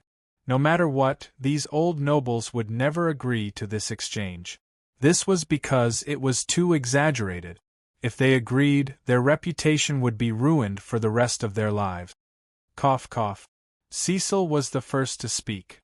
We are discussing how to exchange the hostages in your hands, not how to settle the score after the war. Moreover, if the war continues, the victor should be us. That's right. The fat noble nodded and said, The war stopped a week ago, so we don't know anything about what happened 3 days ago. One by one, the old nobles spoke up, trying their best to pull the situation back to their side. Among them, Philip and the woman behaved strangely. Philip was looking at Josiah's frosty side profile with stars in his eyes. Too perfect, too elegant, too visually impactful. I've decided I must get her. As for the woman, she was undoubtedly even angrier when she saw Philip's expression. Under the table, her legs and hands were already locked by Philip. She was now considering whether to use her teeth. Shameless.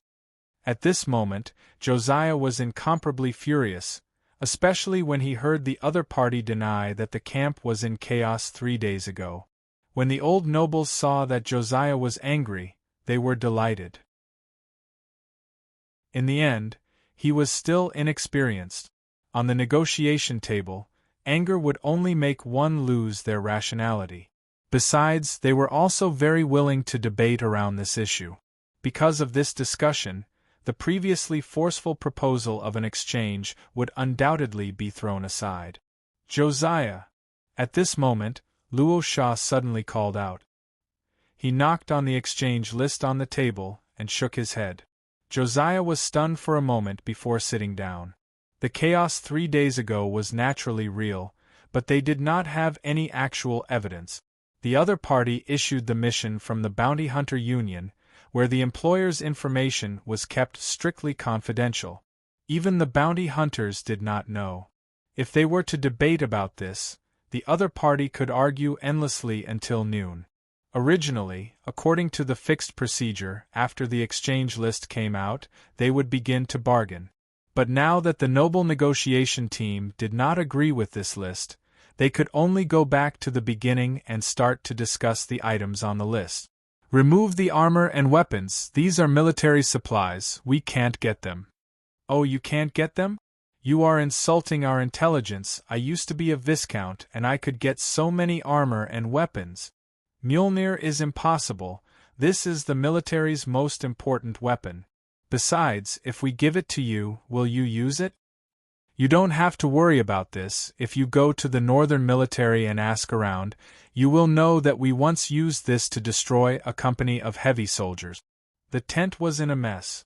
Losha and the others who were at the front of the long table were having a heated discussion, while Josiah and the others who were at the back were more or less idle.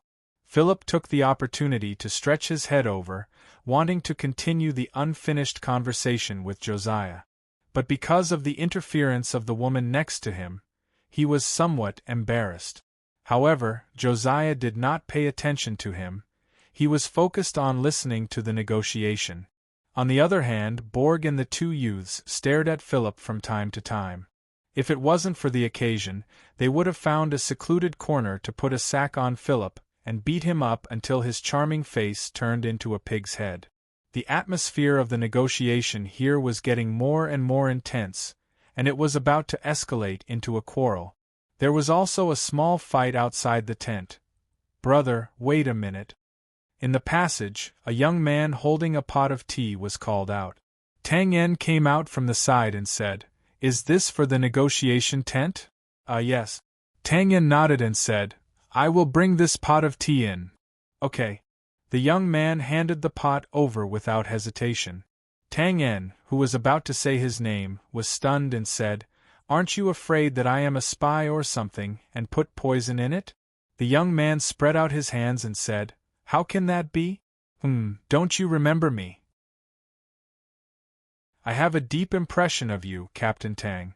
You were the one who made me chase after Josiah for half a day, you really made me famous in the publicity department." Tang Yen opened his mouth, then touched his nose awkwardly. He remembered this young man who brought him to meet Losha for the first time, but was pranked by him in the end. "Ahem, I am sorry about that. Haha, it's okay." The young man shrugged and said casually, "My name is Colin. I admire Captain Tang's big poster plan very much. When the time comes to implement it, I hope Captain Tang can help." "No problem." Tang Yen nodded. In his heart, he thought, it seems that Losha values the big poster plan very much. He has already started preparing it.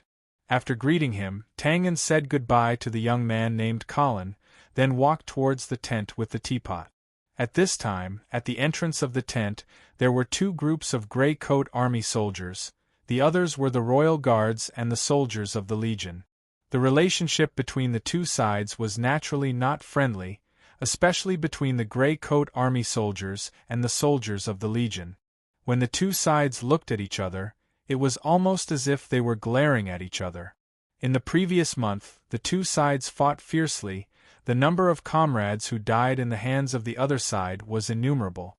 Now that they saw each other, it was natural that the eyes of the enemies would turn red. However, both of them were restrained. They knew that today was not the time for revenge. As for the royal guards, they were much more relaxed. They did not stand in front of the tent like the soldiers, but gathered together to sit on the ground and chat to pass the time. Tang Yen wanted to enter the tent to see the situation inside, but just as he arrived in front of the tent, a loud shout sounded. "Stop!" Tang Yen turned his head in surprise and saw a burly man with a full beard walking out of the royal guards. Walking in front of him, the burly man looked suspiciously at Tang Yen's face. "Have we met before?" Tang Yen touched his nose and remained silent. "Of course we have met before. The first time was when I stole your horse, and the other time was when I saw you get beaten up yesterday." At this time, the burly man also recalled the experience of stealing a horse, but Tang Yen's appearance was too ordinary, so he did not dare to be sure. Tang Yen looked at the burly man's expression and knew that he was only suspicious. He was about to shake his head to deny it when he suddenly heard a noise from inside the tent. Well, I've seen it before. I stole your horse that time. Twain's mind spun a few times before he suddenly admitted it directly. Damn it, it really is you. The burly man flew into a rage. That experience was really a disgrace to him. A group of royal guards could not stop the other party, and in the end, he had to take action, but he was actually stepped over. What about the horse? The burly man decided to suppress his anger and take the horse back first. That was a precious horse. If it was lost, even if Philip did not find trouble with him now, it was hard to guarantee that the other party would not settle accounts with him after they returned. Oh, I ate it, Tangen said with a slightly embarrassed tone. Ate it? The burly man's face suddenly turned from white to red, and finally to green. You **cur ate it? Do you know what kind of horse that was? Damn it, even if I sold you 1,000 times, it would not be worth as much as a hoof of that horse. Do you understand? The burly man felt that he was going crazy. God, a valuable horse was slaughtered and eaten just like that. How could his appetite be so good? Is it expensive? Tangen licked his lips and suddenly understood. No wonder I said that the taste of horse meat was a bit different. It was much more delicious than some bamboo rats. Shut up. Huff, huff. The burly man stared at Tangen's face as if he wanted to eat him up. Then, he looked at the teapot in his hand and asked fiercely, Are you here to deliver the tea? Yes. Tangen's eyes flashed and he nodded. The burly man frowned and looked at Tangen from head to toe. Then, as if he had made a decision, he calmed down and took a step forward. Give me a cup of tea. After he finished speaking, he did not wait for Tangen to react and instantly hit the bottom of the teapot. Splash, hot water gushed out and a part of it soaked the burly man's armor. The burly man looked as if he had been poisoned and screamed loudly. You grey coat army handyman, you've gone too far. You dared to splash water on me. After he finished shouting, he punched Tangen's head with a fist that emitted a blue light. TSK, he had put in a lot of effort. Fry was right. Sure enough, those who had been in the royal guards were experts in framing and framing others. Obviously, Tangen's words had deeply provoked the other party. This burly man was obviously going to be ruthless, but this was the Grey Coat Army's encampment. If he attacked without reason, he would definitely die. But once he left this place, it would be difficult for him to touch Tangen in the future. So, the burly man decided to use the excuse that Tangen had splashed water on him to justifiably attack. However, he did miscalculate one thing, and that was Tangen's strength. The last time he saw Tangen steal a horse, he did not release any fighting energy. It seemed that he was just faster and had more combat experience. But now, the distance between them was so close. Under the suppression of his fighting energy, speed and combat experience were useless. Good timing, Tangen sighed. While the other party was scheming against him, he was also scheming against the other party. A blood-red light overflowed from his palm, and he instantly grabbed the other party's wrist. He stepped forward, twisted his waist, turned around, and flung him out. Whoosh! The burly man's body crashed into the tent like a cannonball. The flap was immediately torn open, and he crashed into the long table inside with a bang. Let me tell you, it's impossible to get so much food. If you continue talking like this, you won't get anything. Does the Grey Coat Army have any manners? We've been sitting here for so long, why don't you serve us tea? Boom! The long table collapsed, and the burly man was buried under it. The voices inside immediately disappeared, and everyone stared blankly at the long table that had suddenly collapsed. Tangen strode in and raised the teapot in his hand. Who was the one who asked for tea just now? If you like this work, you are welcome to come to Chidien. Come to vote for me. Your support is my biggest motivation. Chapter 241. Who was the one who asked for tea just now? Glancing around, the fat aristocrat still pointed at the teacup. Oh, it's you. Tang En walked over casually, placed the teacup in front of him, and filled it with light green tea. You. Bullet finally came back to his senses and pointed at Tang En with a trembling finger. He naturally knew the man who smashed the long table. He was the captain of the royal guards and had the cultivation of a senior warrior.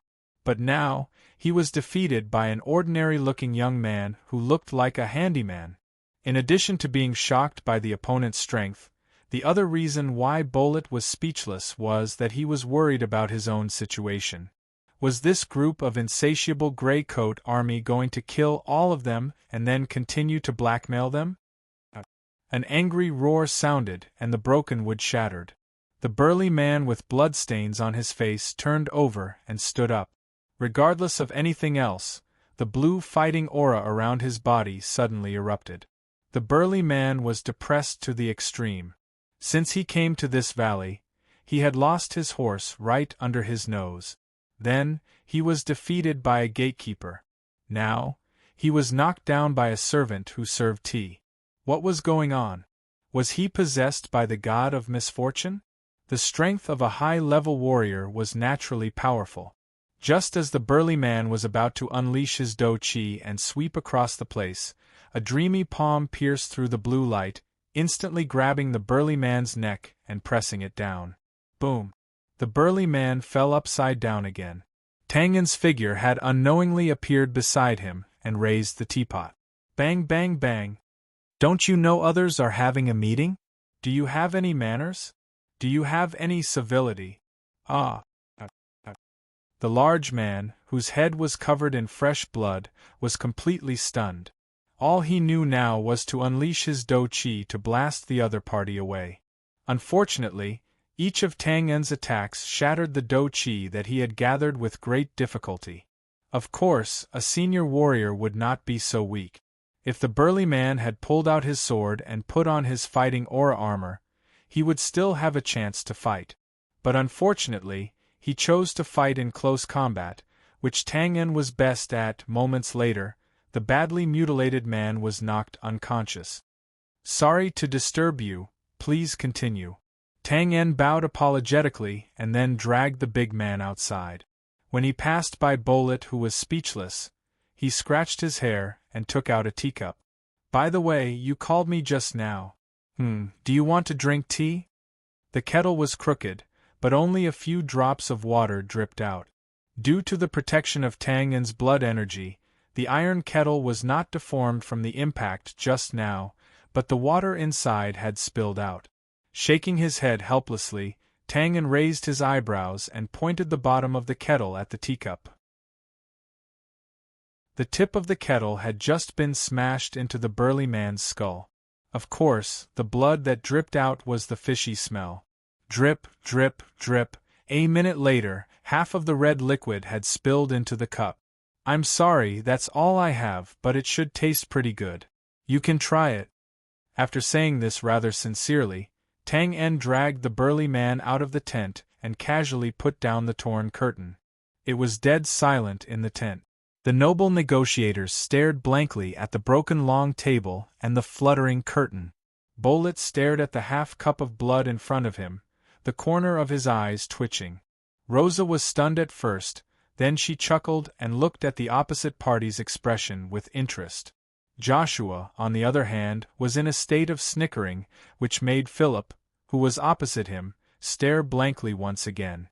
After Tang En made such a scene, the momentum that the old nobles had worked hard to gather naturally dissipated. Bullet, whose face was blue, tried his best to adjust his mood. He glanced at the people with different expressions and said, "Ahem, about the negotiation. You're awake, no wonder you're a senior warrior. F***ck, you dare to frame me. If I don't beat you up today, you won't know why the flowers are so red. Yo, you dare to fight back. You're asking for a beating." Bang, bang, bang. Another chaotic sound of fighting came clearly from outside. Bullet opened his mouth, but in the end, He didn't continue his words in such an atmosphere. The negotiation naturally ended without a conclusion. When it was time for lunch, the two sides didn't even come up with a plan to exchange supplies. The meeting was temporarily adjourned. Everyone walked out of the tent with complicated thought. These nobles naturally didn't care about the food of the Grey Coat Army, so they brought some things over themselves. A gorgeous tablecloth was spread out, covering the yellow but not black soil. Silver tableware was placed one after another, shining dazzlingly under the sun. Then there were all kinds of small but exquisite food, and two slender bottles filled with wine-red liquid. In comparison, Rosa and the others, who were holding rough pottery, were undoubtedly extremely simple and crude. It was like a simple stage set up on the side of a gorgeous stage. It was an eyesore no matter how you looked at it. On the other side, Tang En, who had just stretched his body, was enjoying a big meal. Rumble, looking at the bubbling pot in front of him, with vegetables and meat slices rolling continuously, Tang En asked doubtfully, "This? Where did the meat come from?" The members of the Gray Space who gathered together looked at each other. In the end it was David who came up and said mysteriously, "Boss, we came back from training and saw several horses at the entrance of the encampment." Hee. Tang En opened his mouth. At the entrance of the encampment. A group of nobles' carriages. As mentioned before, because the Grey Coat Army's encampment was full of passages, the carriages couldn't enter, so they stopped outside. Who would have thought that David, who just came back from training, would bump into them? There were guards next to the carriages, but there weren't many of them. Most of them followed the nobles into the encampment. The members of the Gray Space had followed Tang En for so long, so they naturally learned a lot of hiding methods. In the end, Michaud quietly took down the horse and quickly dragged it back. At this time, at the entrance of the encampment, Philip was arranging for a few guards to send the half-dead man back for treatment. "Well, you go back with them. I'll let them send you back to the city." After giving some instructions, Philip suddenly said to the woman beside him, who didn't look well.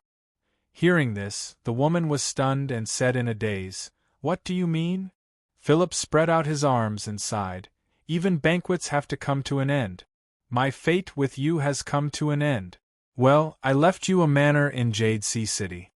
The woman who was about to fly into a rage trembled. She was also of noble birth, just a small one. Of course, she knew the value of a manor in Jade Sea City. The North was different from the South. If one wanted to have a manor with a complete set of facilities, one had to at least be a count or a city lord. However, the man in front of her, who seemed to never be serious, casually gave away a manor. "But didn't you say that you would love me forever?" "Well, I understand love." Philip scratched his head. "But what is forever?" Slap. The woman slapped Philip and stepped on the carriage angrily.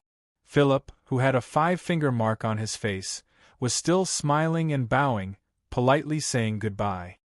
Sir Philip." A guard walked over hesitantly. To be honest, if not for the fact that this matter was really important, he would not be willing to provoke Philip at this time. "Yes, what is it?" Philip was not aware of this, as he still had an unconcerned smile on his face.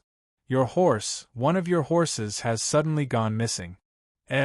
Philip opened his mouth, turning his head, only to see that of the 3 horses that had set off, only 2 were left now. "Who are you?"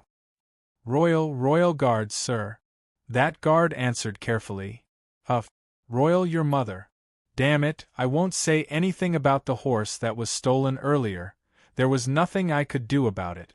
But now, another one is missing, and you're still telling me that suddenly. The hell, your side occupation is being a horse thief, right?" The meals of the nobles were still very particular. After enjoying the exquisite food, these old nobles began leisurely tasting the tea and pastries after the meal. Right, the water was too inferior, and the tea leaves were all wasted. Even so, these nobles were still in a pretty good mood. Especially after seeing the envious gazes of those country bumpkins around them, a sense of superiority arose within them. Master, they're here. At this moment, a person who looked like a steward came over and said softly, "Well, let them in." Bollet waved his hand and let the soldiers outside make way for them. Then, a curly-haired old man and a young man came in. They were Bosco and Borg. "Please sit down." Bollet pointed to the seat in front of him and said with a smile, "Do you want to taste these dishes?" "Well, Viscount Bosco, I'm afraid you haven't tasted them for a long time." "Duke Bollet, I'm no longer a Viscount." Bosco sat down calmly and did not touch the teacup in front of him. "Ha ha, you're not now, but it doesn't mean you won't be in the future." Bollet laughed loudly, and then took something like an invitation from the steward and handed it over. Bosco took it in silence and unfolded it. Borg glanced at it and couldn't help but tremble in his heart. There were a lot of densely packed words on it, but most of them were official phrases. The actual meaning was very simple, which was to confer the title of Viscount, but the line of family title below was empty. A beautiful manor with a long history of family symbols. A loyal old steward, a group of servants, a luxurious carriage, a respectable identity, a gilded family name in the Imperial Noble Register. Rich merchants donated countless gold coins, generals sacrificed so much blood, administrative and civil officials worked so hard for so many generations. All they want is to say, "Hello, Sir So-and-so. You used to be a noble, so you should know that the Imperial Noble Register has been reducing the number of nobles in recent years. Although the Imperial Noble Register has taken back countless nobles' titles, only a few of them can get it back, not to mention those who were besieged for violating the law." "Haha, Viscount Bosco, you have a good eye. Of course, your luck is also good enough. Now, you can fill in your family name here." In the slightly quiet environment, there was only the sound of the silver spoon touching the teacup. Bollet's words were all to the point, and he didn't even make any requests. But the charm of it didn't decrease at all, and it even increased the room for imagination. Borg was now imagining that those scenes were familiar to him, and those feelings were exactly what he used to have. Pa! The sound of the conferring letter being closed wasn't loud, but it was enough to wake up Borg, who was breathing rapidly. Placing the letter on the tablecloth, Bosco slowly picked up the teacup in front of him that seemed to be emitting clouds. The corners of the old noble's mouths curled up slightly, revealing a smile as if everything was under their control. "It's delicious." Bosco sighed after tasting it. Cecil smiled. "This is Cloud Dragon Mist Crown, a tribute from the Imperial family. But if Viscount Bosco likes it, I can share some with you." "Thank you, Sir Marquis, but there's no need." Bosco shook his head. "Morning tea, after-meal tea, afternoon tea. I've been thinking for the past few years about how much time I've wasted on this. Well, look, it's only been a while, and the negotiation time is almost up. Sir Marquis, let's meet again at the negotiation table in the afternoon." After leaving these two sentences, Bosco stood up and saluted before turning around and leaving. Borg was stunned at first, but then he quickly chased after him. The old nobles looked at each other, speechless for a long time. "Humph, you don't know what's good for you." Bollet's face was gloomy as he picked up the teacup and fiercely took a sip. "Hey, Mom, they are so pitiful, drinking a cup of water for such a long time. Are they short of water?" "Probably, I don't know either." The woman at the side dragged the child away. Puff. Cough, cough, gushing tea, violent coughing, and an abnormal flush on his old face. Not far away, Bosco and Borg were walking silently in the passage. After a moment, Bosco stopped and turned around. The negotiation in the morning was just a test. You have to seize the opportunity in the afternoon and get the initial 100,000 kilograms of grain. Borg. Oh. The absent-minded Borg was suddenly awakened, and his expression was somewhat unnatural. Bosco frowned. "You're thinking about what happened just now." Aye. Borg hesitated for a moment before raising his head. I'm just curious, Father, isn't our purpose to restore the title of nobility? A trace of disappointment flashed across Bosco's face, and then he sighed. Borg, have you ever seen a duke or marquis asking me for a favor? No. Borg shook his head. Their family was only a viscount, which was far from a duke or marquis. Not to mention the other party asking for a favor, even a word from him would be enough to make them feel flattered. But now it has happened. Bosco spread out his hands. I think you know why. Yes, it's because we're in the Grey Coat Army, and the Grey Coat Army now has the capital. In other words, if we leave the Grey Coat Army, we're nothing. Capital can appreciate, and the more the Grey Coat Army develops, the greater our capital will be, and in the future, it will even be greater than the Viscounts. You have to look at the long term and not be moved by the small interests in front of you. Understand? I understand a little. Borg nodded, but still threw out a question. But the Grey Coat Army has been hunted down, and we're betting everything on this. Isn't it too dangerous? Stupid. Bosco pinched the bridge of his nose. We're not Rosa. Even if the Grey Coat Army is eventually destroyed, we can withdraw our capital a second ago in exchange for the benefits we deserve. Borg opened his mouth, but then his heart skipped a beat, and a chill rose in his heart. He licked his lips. Father, you're talking about betraying the Grey Coat Army. Let's go, it's time for negotiation. Bosco interrupted Borg's words and walked forward with a normal expression. To be continued. If you like this work, you're welcome to come to Chidien. Come to vote for me. Your support is my greatest motivation.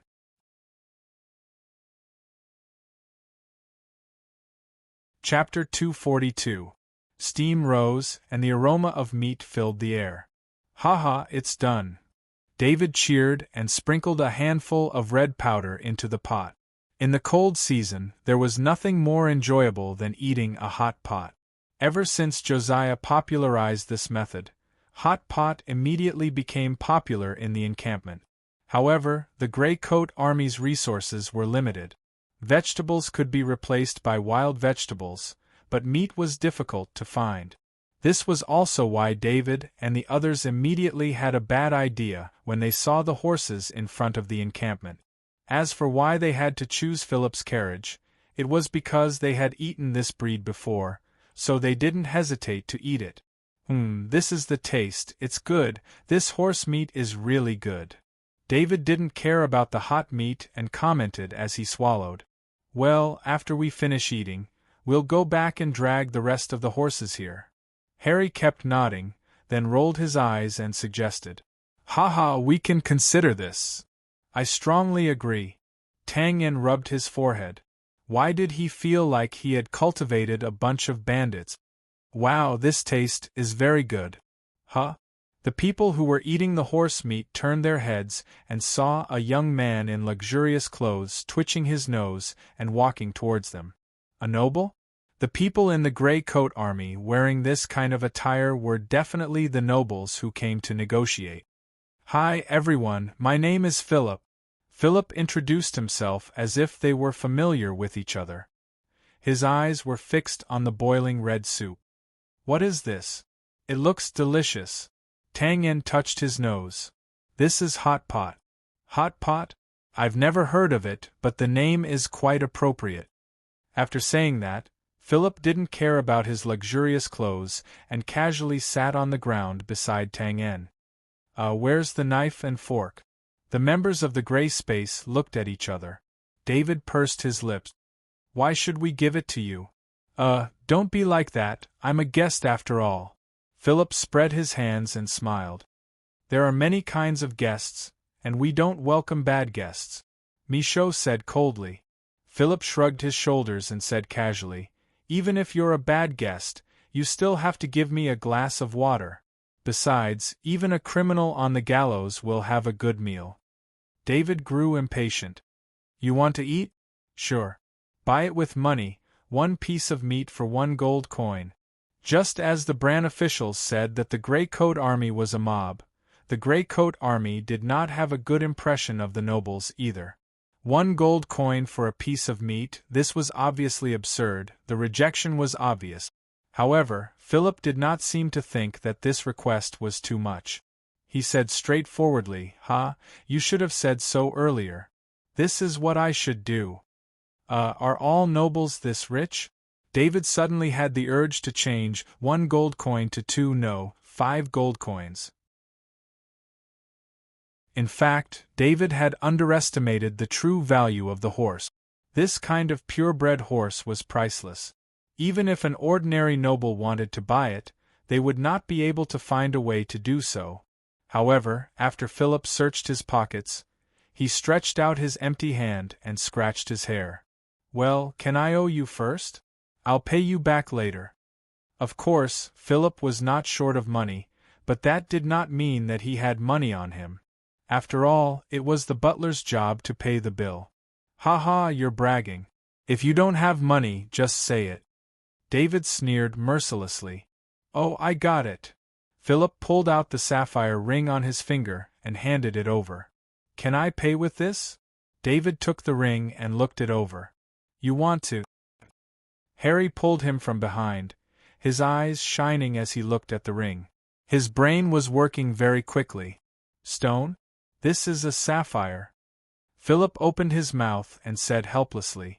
Sapphire was one of the best diamonds in the world.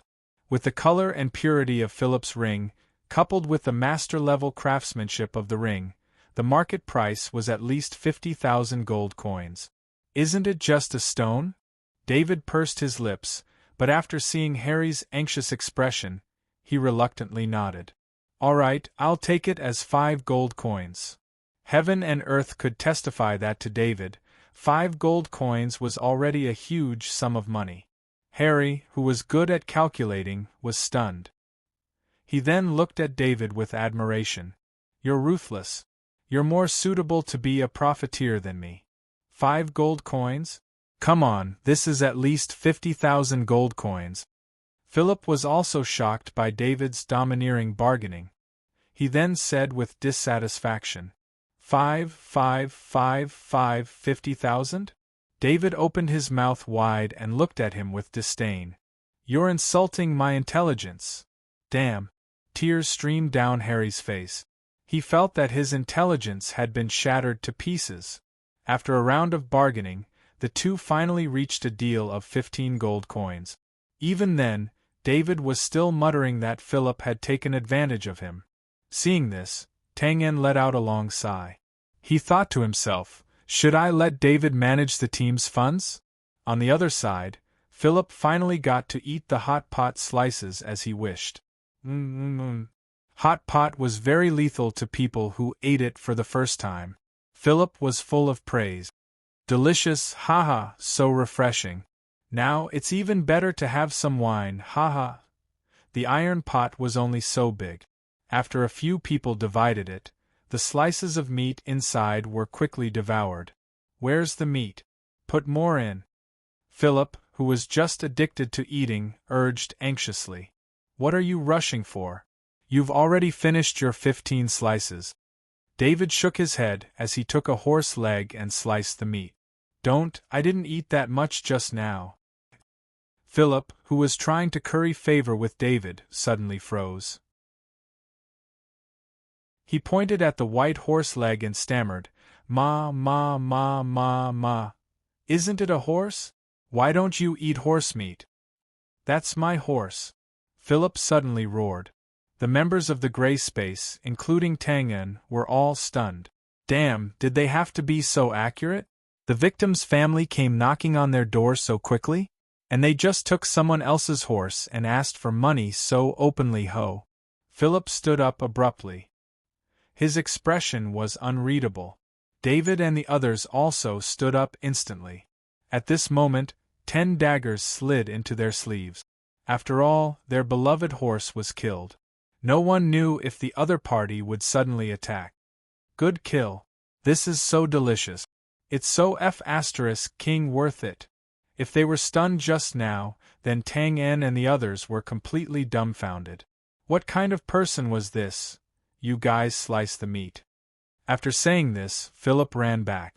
"You're not allowed to eat secretly. I'll go get a bottle of wine." Philip was no longer doing his job. However, his role in the negotiation team was dispensable. So, in the afternoon, the negotiations still started as usual.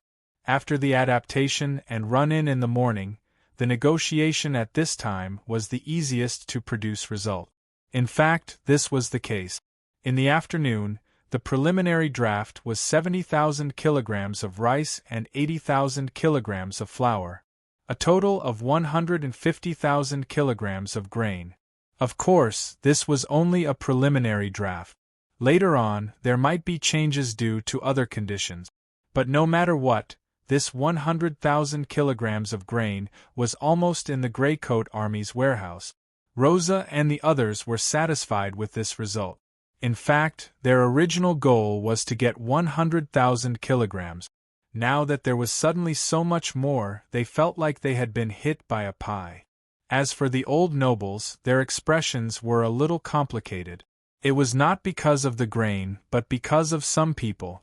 "Haha, now that the sky is dark, if you don't mind, you can stay for dinner before you leave." With such a result, Rosa was in a good mood and tried to persuade the other party to stay. Thank you, but there's no need. We'll leave after visiting the younger generation." "That's not a problem. You've paid the visitation fee." "Haha." Rosa agreed with a happy face. "Visitation fee." The old noble's eyes twitched. They could not help but look at the cold Josiah behind them. Damn it, how did he come up with this idea? We've lived for so long, and we've never heard of visitation fee. Actually, the old nobles were very confident in the afternoon's negotiations. After all, they had experience. How could they lose to these country bumpkins? But soon, they realized that the pace of the negotiations was completely controlled by the other party. More accurately, it was controlled by a young man and a young woman. Their names were Josiah and Borg. The beautiful girl was as calm and sharp as her appearance. When the negotiations in the afternoon fell into a passive state, they were prepared to use their usual methods, such as avoiding the important points and dwelling on the trivial ones, or deliberately changing the topic to disrupt the other party's pace. For them, who often attended meetings, this was something they were very familiar with. Given a cup of tea, they could even talk non-stop for a few hours without repeating anything. Of course, there was no real content in it at all. But this time, it did not work. Every time this happened, the girl who had been silent all this time would stand up and say a few words, or directly point to the center of the topic, quickly leading the conversation back to the negotiations. This method was undoubtedly violent. If it was any other time, the negotiations would have collapsed long ago. But this negotiation was different. The other party held the absolute initiative. If it collapsed, they would be the ones to painfully repair the relationship in the end, and even pay the price for it. Moreover, this beautiful woman called Joshua had a very strange way of thinking. When they proposed to visit those unlucky juniors, she actually proposed a fee for visiting them. She even listed out a lot of reasons such as protection, accommodation, food, and so on. In the end, they all felt that it would be unreasonable if they didn't pay her. After being disrupted a few times, the young man called Borg took advantage of the situation and listed all kinds of data in detail. In the end, the preliminary compensation of food was settled. The old nobles also realized where their problem was, and that was they did not pay enough attention to it. Originally, they had raised excuses such as the army's lack of supplies, the shortage of food in the north, and so on, but they were all rejected by Borg with all kinds of rigorous data. In the end, they were left speechless. With such a situation, it was obvious that the other party had been preparing for this negotiation for a long time. In contrast, they knew little about the situation of the Greycoat Army. After the initial trump card of the bribe plan failed, they were completely in a passive state. The negotiation in the afternoon only lasted for a few hours, but it was definitely the most painful negotiation experience they had ever had. as if they were sitting on pins and needles. They could not remember how many times they took out handkerchiefs to wipe the sweat on their foreheads. When they came out of the tent and felt the cold night wind on their faces, they all felt a sense of relief. Yes, we're here. It's in there.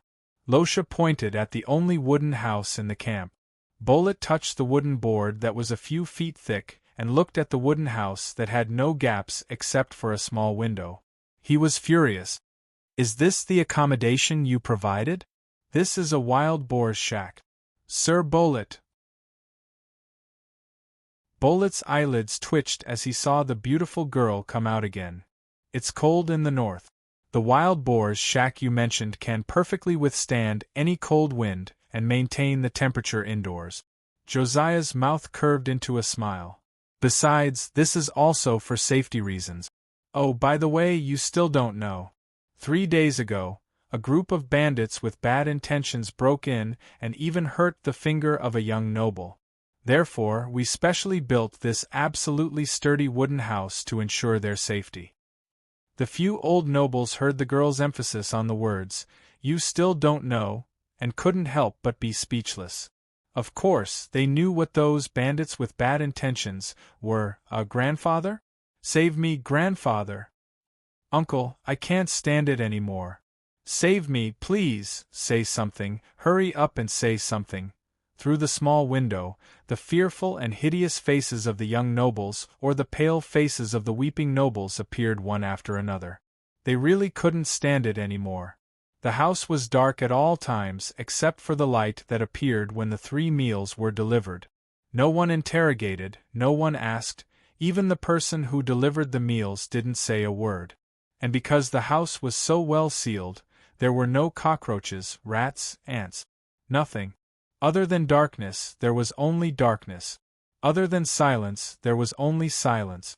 Other than the heartbeat, everything here was frozen, even time. After being locked up here for 2 days, they racked their brains to reveal all their memories. They even revealed some of the indecent things they did when they climbed into the bed of their father's mistress. Without a doubt, this was Tang Yin's idea. Since he couldn't destroy their bodies, he could only change their minds. The old nobles couldn't understand the pain of being locked up. They only thought that these young nobles couldn't stand the humiliation, so they comforted them gently. However, the only response they got was a crazy roar. A moment later, smack! A soldier closed the wooden window expressionlessly, and all the noise disappeared. The old nobles were stunned. They still hadn't completely recovered from the deafening roar. They turned to look at Rosa, who shrugged and left without saying a word. They knew that the other party wouldn't open the wooden window again. Of course, unless they were willing to pay the exorbitant visiting fee. If you like this work, you are welcome to come to Chidian. Come to vote for me. Your support is my biggest motivation.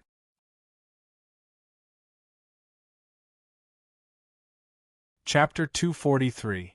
Bowing to thank book friends Moon Dota, JHT 121, Brat in Heaven, and Otaku for their tips. Yes, and book friends Salted Fish in the Sun and Scarred Night, thank you all together. Carrot, dusk fell at the entrance of the station. You don't seem to have participated in the negotiations this afternoon. Negotiations are such an important thing. Of course, it has nothing to do with an idle person like me. Besides, with such delicious food, who would want to sit with those old men? Then what are you doing here? I came to hunt for beauties.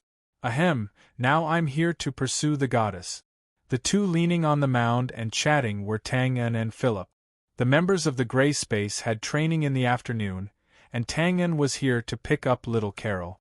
As for Philip, he looked to the east from time to time as if he was waiting for someone. It had to be said that there were some people in the world who were hard to hate, even if they were in a different position. For example, the aristocrat Josiah, who had a very strong affinity, and the aristocrat Philip, who was lying on the mound without a care for his image. His posture of tasting tea was very elegant. At the same time, he was also very straightforward when he drank with others, even if the wine stains on his luxurious clothes. He could look at the dark night sky in front of him and sing the opera with 3 sighs. He could also get together with others, winking and saying vulgar words. Tang En had no ill feelings toward Philip, but David and the others, who had been oppressed by the aristocrats since they were young, ended up with him in the end, holding wine bottles and howling at Skywolf. Tang, I want to ask you about someone. Philip took away the wine bottle and leaned over mysteriously. Tang En was surprised. Who? Of course, it's the beautiful goddess Josiah. Philip narrowed his eyes, as if recalling the amazement of their first encounter, and then said, I heard from David that you are very familiar with her. This is indeed familiar. Aha! Philip suddenly perked up.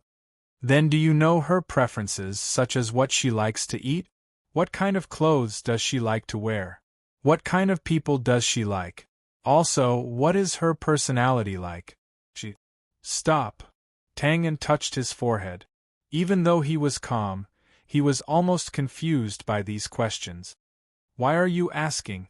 Of course I'm going after her. Philip waved his arms exaggeratedly and gestured. Oh, you don't even know how I felt when I first saw her. That perfect nose, perfect eyes.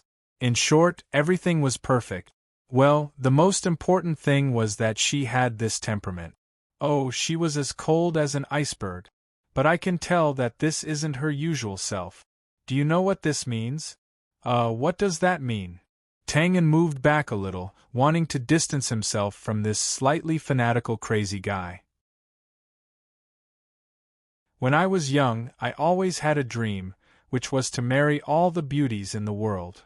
Philip clenched his fist to show his determination. But later, I realized that it was a little unrealistic. It's not that I can't do it, but it's too troublesome. So, I changed my dream. I want to have an unforgettable encounter with all the beauties in the world. I've been working hard to practice it until I met Josiah.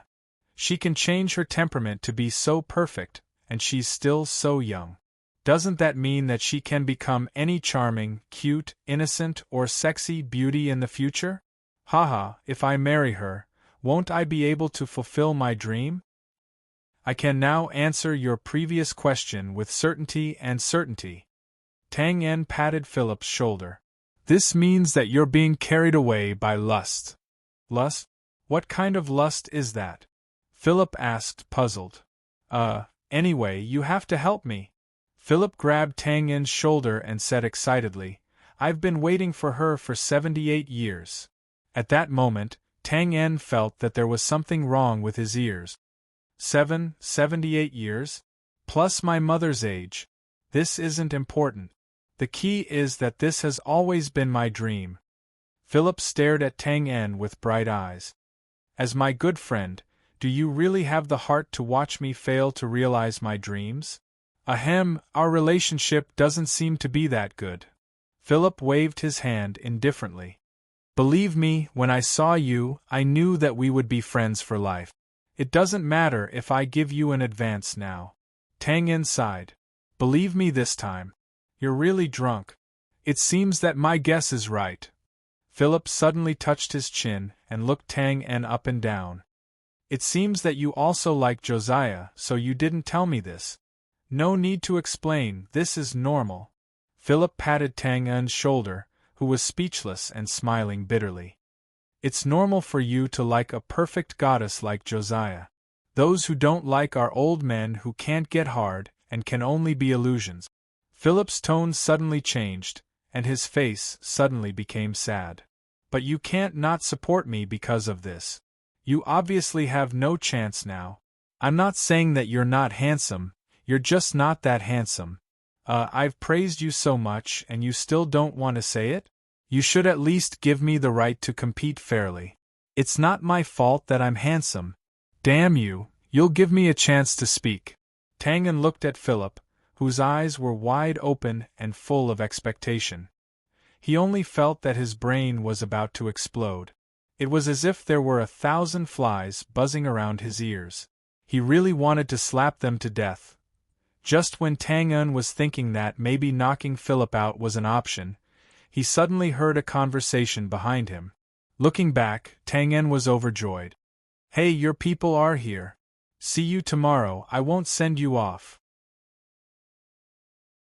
What the F***ck? This fly can finally leave. Behind him was the noble negotiation team, as well as Rosa and the others who were sending him off. Suddenly, Philip spread out his hands and said doubtfully, "Who said I'm leaving?" Tang En was stunned. He touched his hair and said, "You're not leaving. What do you mean?" Philip said matter-of-factly, "If I leave, how can I pursue the goddess? I've decided to stay here. At noon, I'll send the guards back to get the things." Stay here? Tang En was dumbfounded. Yes, they're finally here. Philip suddenly jumped on the mound and looked to the east. These idiots, they're taking so long to get the things. Tang En looked up and saw that in the distance, in the twilight, several carriages full of large objects were moving towards them. Philip jumped down from the mound and ran towards the old noble. "Hey Josiah, long time no see." "Haha, Sir Bullet, how's the negotiation going? I don't want to say this, but since it's already like this, let's be straightforward. Give what you need, don't be so stingy." Rosa and the others were stunned. They looked at Philip, who was running towards them with a bottle of wine. What's going on? Is there a traitor among them?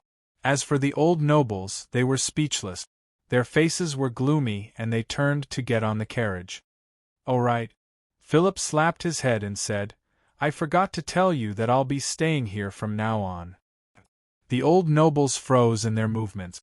After a while, the fat noble said uncertainly, "What are you talking about? Can't you hear that? Sigh, I pity you for being so old." Philip shook his head and repeated, "I said I'll be staying here from now on." "What? Nonsense. Sir Philip, do you know what you're doing?" The old nobles finally reacted. What followed was an uproar of condemnation. The Bran government had always been firm about the position of the Grey Coat Army. It was a group of rebels and bandits. If they encountered them, they would be eliminated immediately. Therefore, no matter which noble it was, they would avoid them, fearing that they would cause trouble. But now, this womanizer was going to stay here. "All right, your identity is a little special, but you're a member of the negotiation team. At least you have to be careful of the consequences. Sir Philip, you're violating the laws of the Empire," Bullet said sternly. Philip spread his hands and said, "Is there a law that says I can't live with the Grey Coat Army?" The old nobles were stunned. Of course, there was no such law. The law could not be so specific. "All right, my things are here. See you tomorrow, everyone." Philip casually said this and walked forward. At this time, the crowd realized that there were a bunch of carriages parked outside the camp. There were tents, cutlery, clothes. It looked like they were going on an excursion. At this time, Philip suddenly remembered something. He turned around and walked past the crowd to Josiah. He bowed elegantly and said, "Beautiful Miss Josiah, please allow me to formally introduce myself to you again. My name is Philip. Oh, and also, you look exactly like my future wife." To be continued. If you like this work, you are welcome to come to Chidien. Come to vote for me. Your support is my biggest motivation.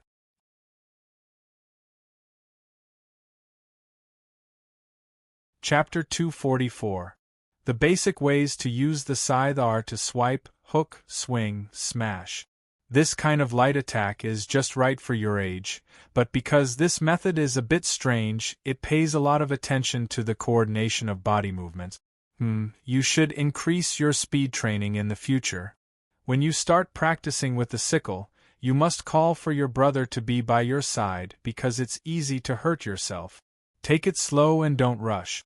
This isn't something that can be done overnight. Well, I'll teach you something else first. You know that Big Brother Tang En is an assassin, so I might teach you in that direction. You have to be mentally prepared. Not afraid? It's not a matter of whether you're scared or not. Well, you're still young, so you can't compare to adults in terms of strength and skills. But sometimes you don't need to rely on these to kill people. You have to find a way to use your own advantages. No one will be wary of a weak little girl. You have to make good use of this. Inside the tent, under the dim yellow light, Tang En was teaching little Carol something, and the latter kept nodding. If one were to look at it from afar, he believed that many people would think that this was a heartwarming scene between siblings. Since he had decided to teach little Carol, Tang En naturally wouldn't be careless. What was mentioned above was the old butler's and his own combat skills and experiences. Tang En was a little puzzled by the old butler's explanation, because the old butler seemed to have taught the little girl before. He had considered everything in this aspect. Of course, Tang En also knew that he would not be able to get anything out of the old butler. After all, he did not treat the old butler as an intelligent NPC. The old butler was still very optimistic about little Carol. It wasn't because he saw any unique talent in her, but because of her personality. One time when Tang En entered the space, he saw the old butler admiring the scene of little Carol silently waving her scythe and slowly torturing her enemy to death on the light screen. That's right, it was admiration. Her expressionless face was actually full of gratification, which made Tang En feel a chill. The scythe that little Carol was holding was still the giant one. Tang En didn't plan to make a new one for her for the time being, because it was just right for her to carry it for training. Right now, Tang En was teaching little Carol how to act. Cute, pitiful, as cute as a piece of white paper, pitiful blankness. Men would more or less like this. Little Carol, on the other hand, was quite talented in performing and was never tired of this practice. This made Tang En feel as if he could already see a little girl standing at the intersection of the street, looking at the vast sea of people and rolling traffic with a face full of confusion and fear. At this time, a man walked over, squatted down and asked in a gentle voice. But unexpectedly, a cold light flashed across his throat in an instant. "TSK, I'm really looking forward to it." Tang En pursed his lips and smiled. With this kind of training, it was soon late at night. At this moment, "Boss!" a low voice came from outside the tent. Looking at the thin figure reflected on the cloth, Michaud seemed to be the only member of the gray space who fit the description. Tang En grabbed a set of black clothes and lowered his head. "Carol, that's all for today. Big brother has to go out for a while. Wash up and rest first." Okay." Little Carl nodded obediently. She wasn't curious enough to ask what it was. Tang En nodded and lifted the curtain. Michaud, who was outside, was dressed in black and holding a dark cloth bag in his hand. "Boss, I've found out the location. It's 3 kilometers north of the encampment. Let's go and take a look." In the middle of the night, the two of them were dressed like this. Naturally, they wouldn't do anything good. Of course, there was a sentry in the north of the encampment. Tang En and Michaud didn't pass by openly. Instead, they took a detour and sneaked out from the side. Michaud could be said to have made the most progress among this group of gray space members. Under Tang En's teachings, he was now a qualified assassin except for his weak Do Chi. Therefore, this kind of secret breakthrough from the inside out was very easy for him. After leaving the encampment, the two of them ran at full speed. In a few minutes, they stopped in front of an inconspicuous mound of dirt. "It's here." Michaud opened the bag. Inside were 2 small iron shovels and a bronze oil lamp. Then the two of them waved their shovels and dug the mound without saying a word. After digging about half a meter deep, Tang En shoveled down. Ding, brushing aside the dirt, a white stone tablet was revealed. Michaud took the oil lamp from the side. The words on the stone tablet were very simple. The word "bollard" was written, and below it was engraved a roaring lion with wings. That was the symbol of the Elvis family. TSK, quite particular. Tang En curled his lips. After the people of the Gray Coat Army died, they usually simply dug a hole and buried them. They didn't erect any stone tablets. It wasn't that they didn't respect it, but because it was a special time now, they were worried that the Legion soldiers would destroy them to vent their anger and disturb the rest of the souls. But the tomb in front of them was ingenious. The stone tablet was buried under it. Seeing the stone tablet, the coffin was naturally closed. After a while, Tang En cleaned up the entire coffin and opened the yellow wooden cover. Bang! Tang En immediately frowned. Through the light of the fire, there were only a few large gray rocks in the coffin. The dead wouldn't walk on their own, and it was even more impossible for them to rot. There was only one explanation for this situation, and that was that Ballard wasn't buried here at all. Michaud's face changed. "Boss, I got the news from the soldiers who carried the coffin. It's not your fault. The news is true." Shaking his head, Tang En narrowed his eyes. Someone did something in advance. But this also shows that there is indeed a problem. Tang En didn't believe that Ballard had suddenly committed suicide. After seeing Borg's reaction a few days ago, he was even more certain in his heart. But everything had to be seen, so he came here today to dig up the tomb, hoping to find some clues. But now that Ballard's body wasn't here, it meant that someone had considered that Tang En would come to investigate. This also indirectly confirmed that Ballard's death was indeed strange.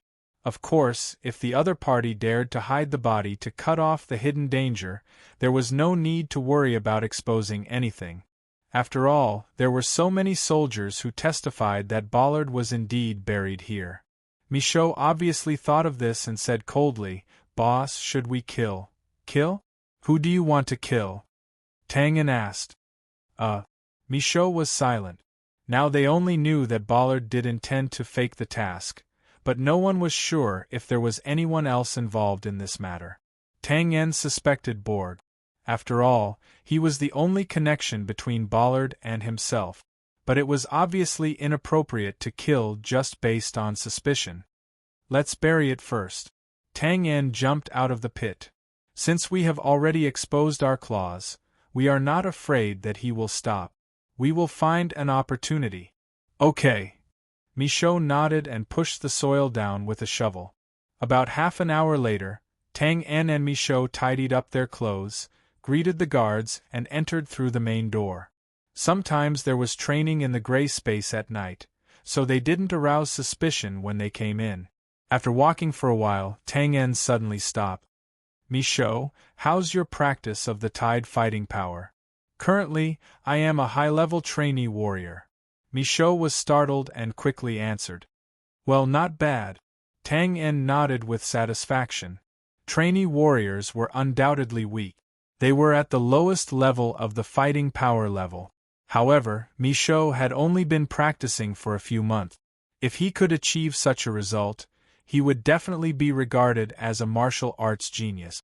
"From tomorrow onwards, you are responsible for teaching the Tide fighting technique to each of your brothers. Well, I will also teach you the fighting power circulation channel that I gave you before."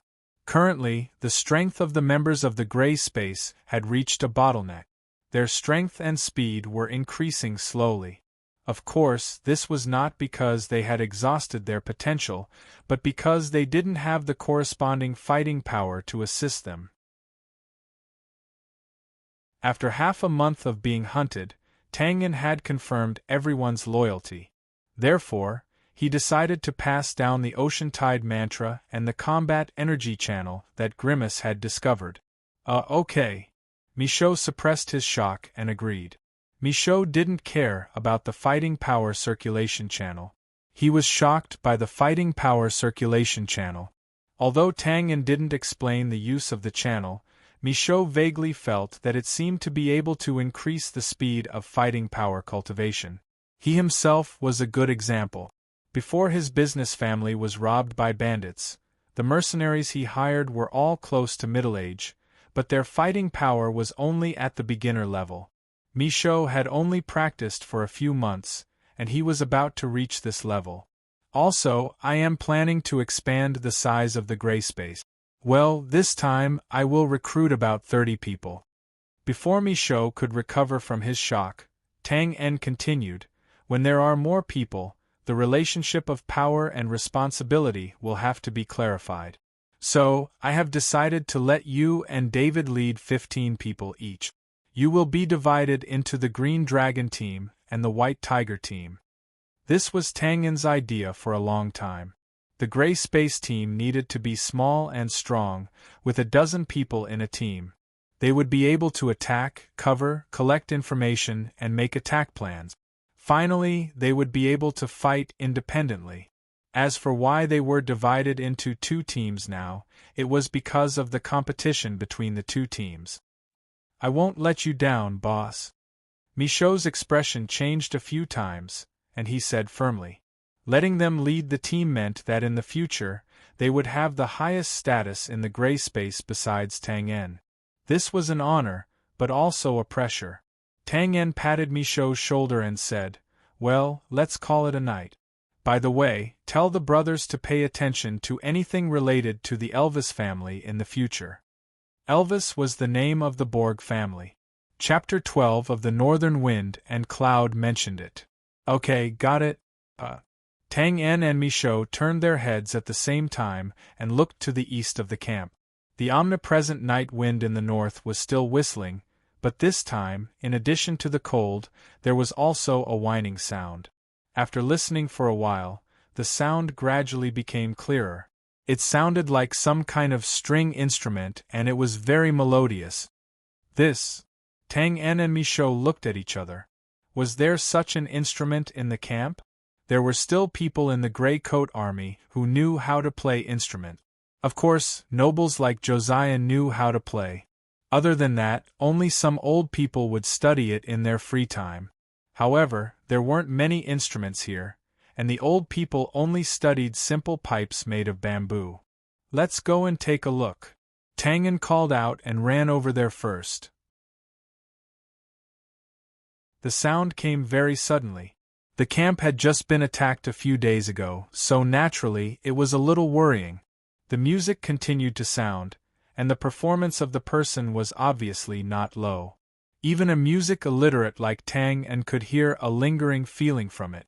However, gradually there were some noises around them. Adults were cursing, children were crying, and so on. That's right, the music was indeed good.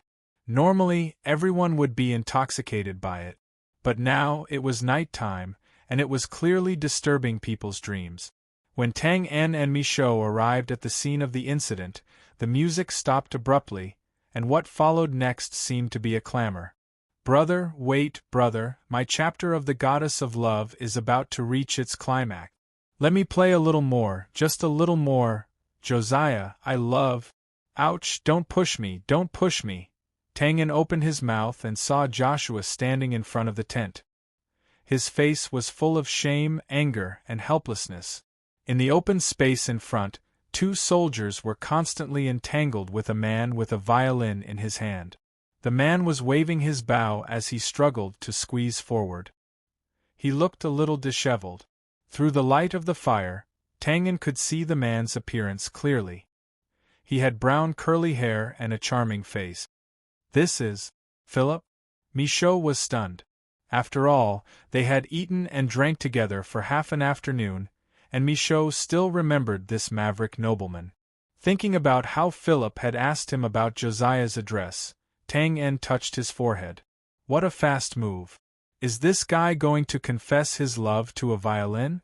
In the evening, at the entrance of the encampment, the group of old nobles knew that this womanizer would definitely not leave after seeing Philip confess to Joshua in public. They had no choice but to leave behind a few harsh words before boarding the carriage and leaving. Rosa and the others were also a little troubled by this guy who was willing to stay here. Although he was a noble, there was no reason to lock him up with the group of young noblemen now that the war was over. However, it was obviously inappropriate to let him stay in the camp like this. The example of the teleportation circle a few days ago was still there. It was too dangerous to let him set up a tent randomly. At this time, the members of the Gray Space came back from their training. David even greeted Philip. Seeing this, Rosa simply let Philip stay with David and the others. This solved the problem of accommodation and also made it easier to monitor. "Ah, Brother Tang En, you came at the right time. Quick, help me." Philip saw Tang En on the mound and hurriedly called out to him. The two soldiers below looked up and hesitated when they saw Tang En. Now, Tang En and the Gray Space's name had spread throughout the camp. Of course, because of some people's manipulation in the dark, the reviews were mixed. However, one thing was certain. The captain of the Gray Space, Tang En, was not only mysterious, but also had a bad temper. Tang En touched his nose and waved at Josiah. "Good night." After that, he turned around and left. To be continued. If you like this work, you are welcome to come to Chidien.com to vote for me. Your support is my biggest motivation.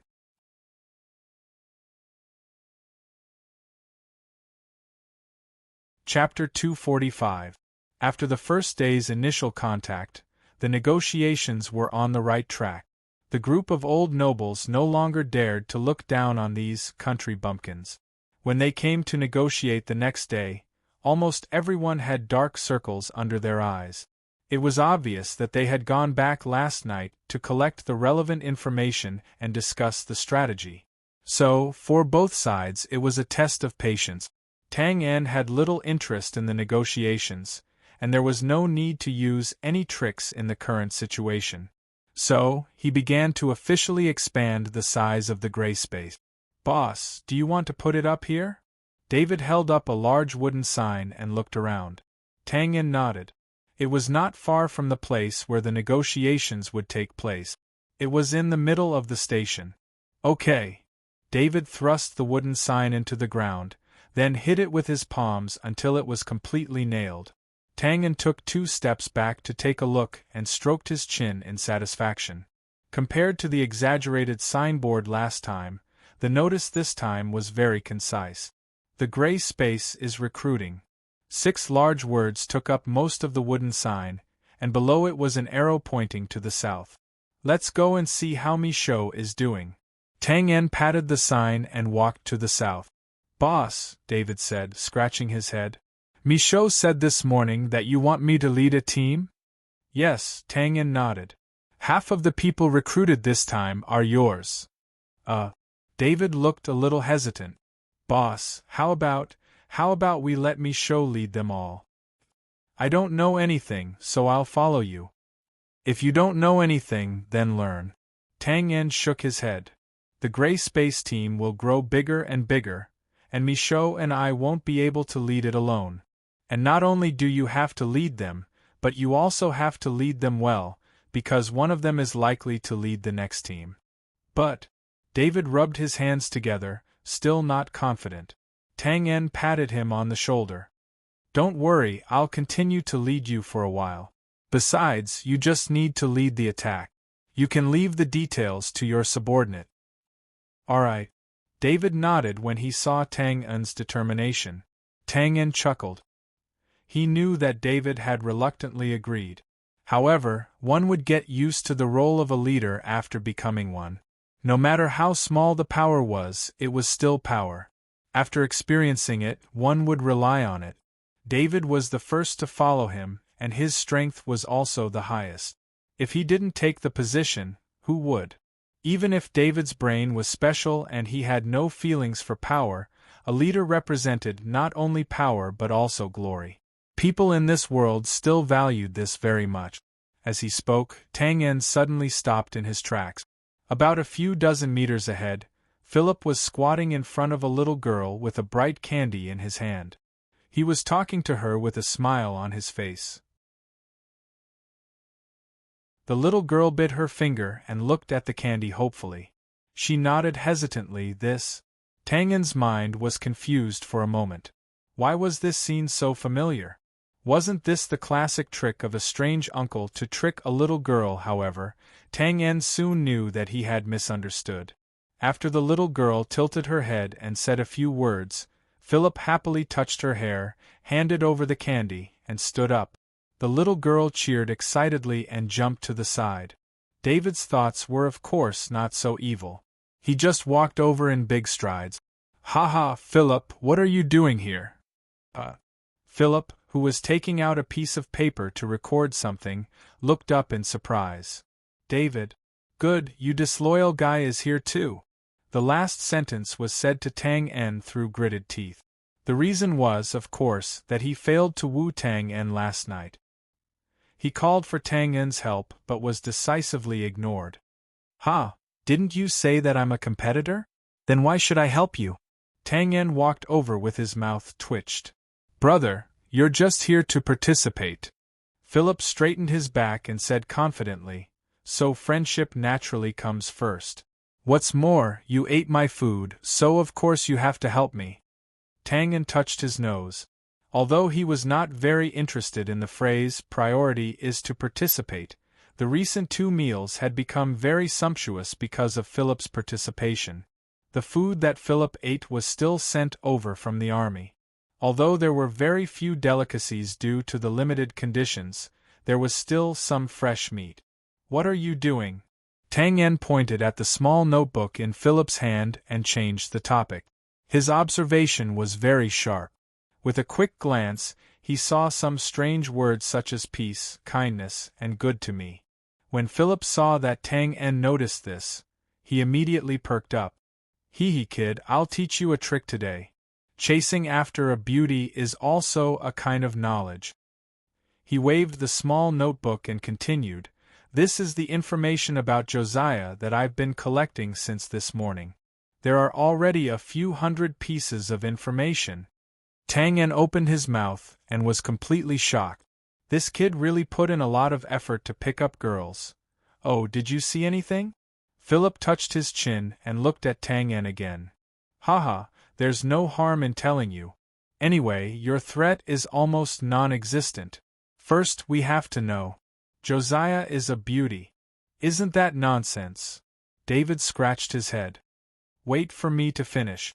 Philip rolled his eyes and continued, As long as it's a beauty, she will receive a lot of appreciation and praise. So, purely praising her appearance is not enough to get a good impression. At this time, they want people to pay attention to things other than their appearance. Haha, my judgment yesterday was right. Josiah is not born cold. In fact, she has a very kind personality and is very caring.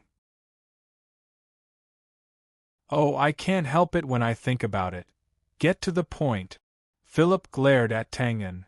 Okay, so putting in effort on her is a thankless task. What I want to do is to let her know that I'm also a kind and caring person. Haha, so I've decided. From now on, I'll help everyone here.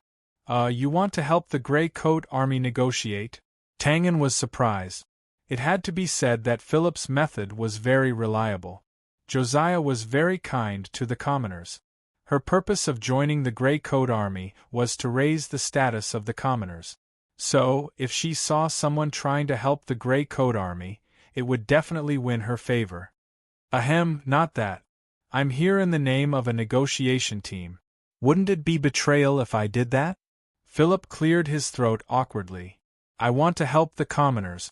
Well, I've already thought of a specific method. TSK, Tang En, you don't have a chance. After saying this confidently, Philip turned around and left with his head held high. Tang En and David looked at each other. The latter licked his lips and clenched his fist. Boss, isn't this guy asking for a beating? How about I cripple him so that he won't dare to peep at Miss Josiah again? You have nothing better to do. Tang En raised his eyebrows and turned to look at David. You've learned how to get information out of me. David suddenly panicked and waved his hands. No. You understood what I said just now. How dare you say no? Well, boss, I'll go find me show first. David retreated in a panic and quickly ran to the south. Tang En curled his lips and then looked at Philip, who was still standing straight. He shook his head and suppressed the slight fluctuation in his heart. The wooden sign of the Gray Space's recruitment was quickly discovered, and then the news kept spreading among the crowd. Although the Gray Space had mixed reviews, the contributions they had made recently were solid. Think about the words hero, glory, and so on the first sign. Those who thought that it was exaggerated before had to admit that the Gray Space had now become the heroes of the Grey Coat Army. The title of hero was a great temptation for young people. So, some people quickly gathered in the south of the station. As time went by, the crowd became denser and denser. Eventually, it became a grand occasion where all the believers gathered in the church to participate in a prayer meeting on Sunday. Although Tang En had already expected this, the real situation was still far beyond his expectations. The 10 or so members of the gray space went into battle together, but they were also flustered. Tang En had only intended to recruit 30 people, but he had actually reserved a quota of 100 people. The extra could be slowly eliminated over the next 3 days. Because of the previous experience, Tang En and the others gradually became organized after a short period of panic. The recruitment work lasted for a day. In the morning, Tang En and the others had selected about 70 people. Phew! Although the weather was cold, David wiped the sweat off his face. There are too many people. That's right. Because he was fat, Harry sweated even more. He didn't even have time to wipe it off. Let's take a break and have lunch. We'll continue in the afternoon, Tang En said to the crowd calmly. Too many people? Thinking back to the time when he had graduated and rushed into the recruitment site, the scene was filled with gongs and drums, firecrackers, red flags, and a sea of people. Everyone packed up a little and walked to the center of the station. But after a few minutes, they were stunned. The densely packed commoners in front of them had completely blocked off the path. There were even more people who had climbed up the mounds and shakily walked forward. Compared to this scene, the people who had gathered in the gray space before paled in comparison. David looked at the scene in front of him and touched his hair. Is there a recruitment today? No. Michaud pointed to the crowd carefully. Most of the people here are uncles and aunties. How can it be a recruitment? Michaud was right. The sea of people in front of them were mainly old people. Some of them were holding wooden basins filled with dirty clothes. I'll go and ask around. Harry walked quickly to the crowd and said something to a few aunties. He nodded and walked back. It's Philip's doing, Harry said. It seems that he has something that can wash clothes automatically. Don't look at me like that. That's what the aunties said. David was shocked. Wash clothes automatically? How is that possible? Tang En's heart skipped a beat. He jumped up and jumped inside. He found a small foothold and landed. Then, like a fish swimming in the sea of people, he quickly slid in. The members of the gray space behind him opened their mouths and looked at him with admiration. They could only watch from the periphery. There was no way they could cut into such a dense crowd. After a while, Tang En reached the innermost part. He saw that everyone around him was staring at the automatic barrel machine in front of them with either surprise or fear in their eyes.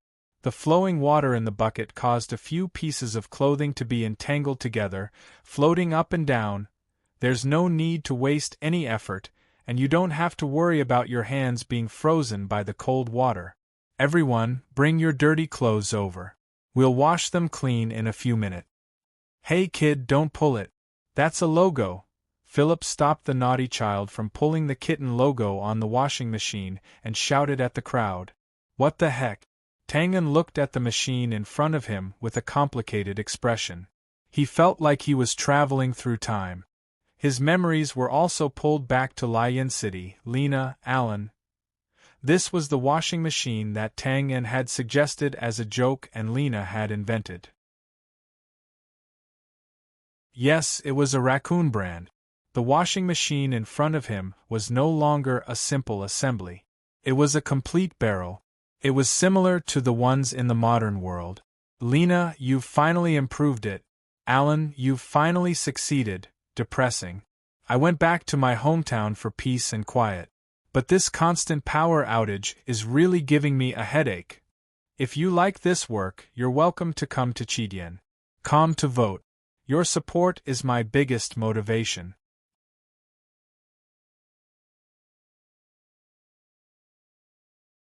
Chapter 246. The Gray Space was recruiting. Philip's automatic washing machine. On this day, the Grey Coat Army's base was bustling with activity because of these two things.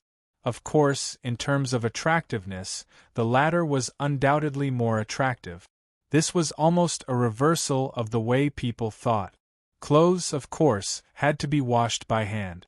This was the consensus of the otherworldly people for thousands of years. However, after seeing the automatic washing machine to remove the dirt from clothes, this consensus was broken. This was an epoch-making alchemy item. This was the evaluation that Philip relayed to Tang En. According to Philip, he bought this washing machine at an auction house in the capital of Bran. At that time, there was only one of it. Later, there was a continuous stream of business groups shipping this item. Soon, almost every wealthy family in the city had one. The difference was that the public used the cheaper version. The appearance was not as exquisite and did not have a dehydrating function. The aristocrats used precious materials and could quickly dehydrate. During that time, the washing machine was almost synonymous with fashion in the imperial capital. If the aristocrats did not have one, they would be too embarrassed to attend gatherings because they would talk about this item. Therefore, the origin of the washing machine was soon spread. It was said that it was invented by a business group called Yatong in a small city in the south. Because of this, the business group quickly accumulated wealth and became one of the most famous business groups in the country. Of course, the commotion in the base also alerted Rosa and the others who had just walked out of the tent. Philip also got what he wanted and received Josiah's gratitude. Because of this, the former was in a state of madness for almost the entire afternoon. That arrogant look made David and the others wonder if they should find time to put a sack on this guy and drag him to a remote corner to beat him up to cool him down. The Grey Coat Army's interest in the washing machine did not die down so quickly. In the next few days, the news in the base was almost all about this topic. Until one afternoon, the washing machine emitted an abnormal ear-piercing sound, and then completely stopped spinning. The auntie who was using it was frightened by the noise. Philip, who came later, checked it and helplessly announced that the washing machine was broken. Of course, the washing machine would not be broken so easily. Moreover, Philip's was a high-end product. However, no matter how advanced it was, it couldn't be used endlessly. One had to know that for the past few days, the citizens of the Grey Coat Army had almost never stopped the washing machine from spinning. As the crowd lamented, the washing machine was towed away by the carriage that Philip had called. It was said that there were several opportunities for free repair for such a high-quality product.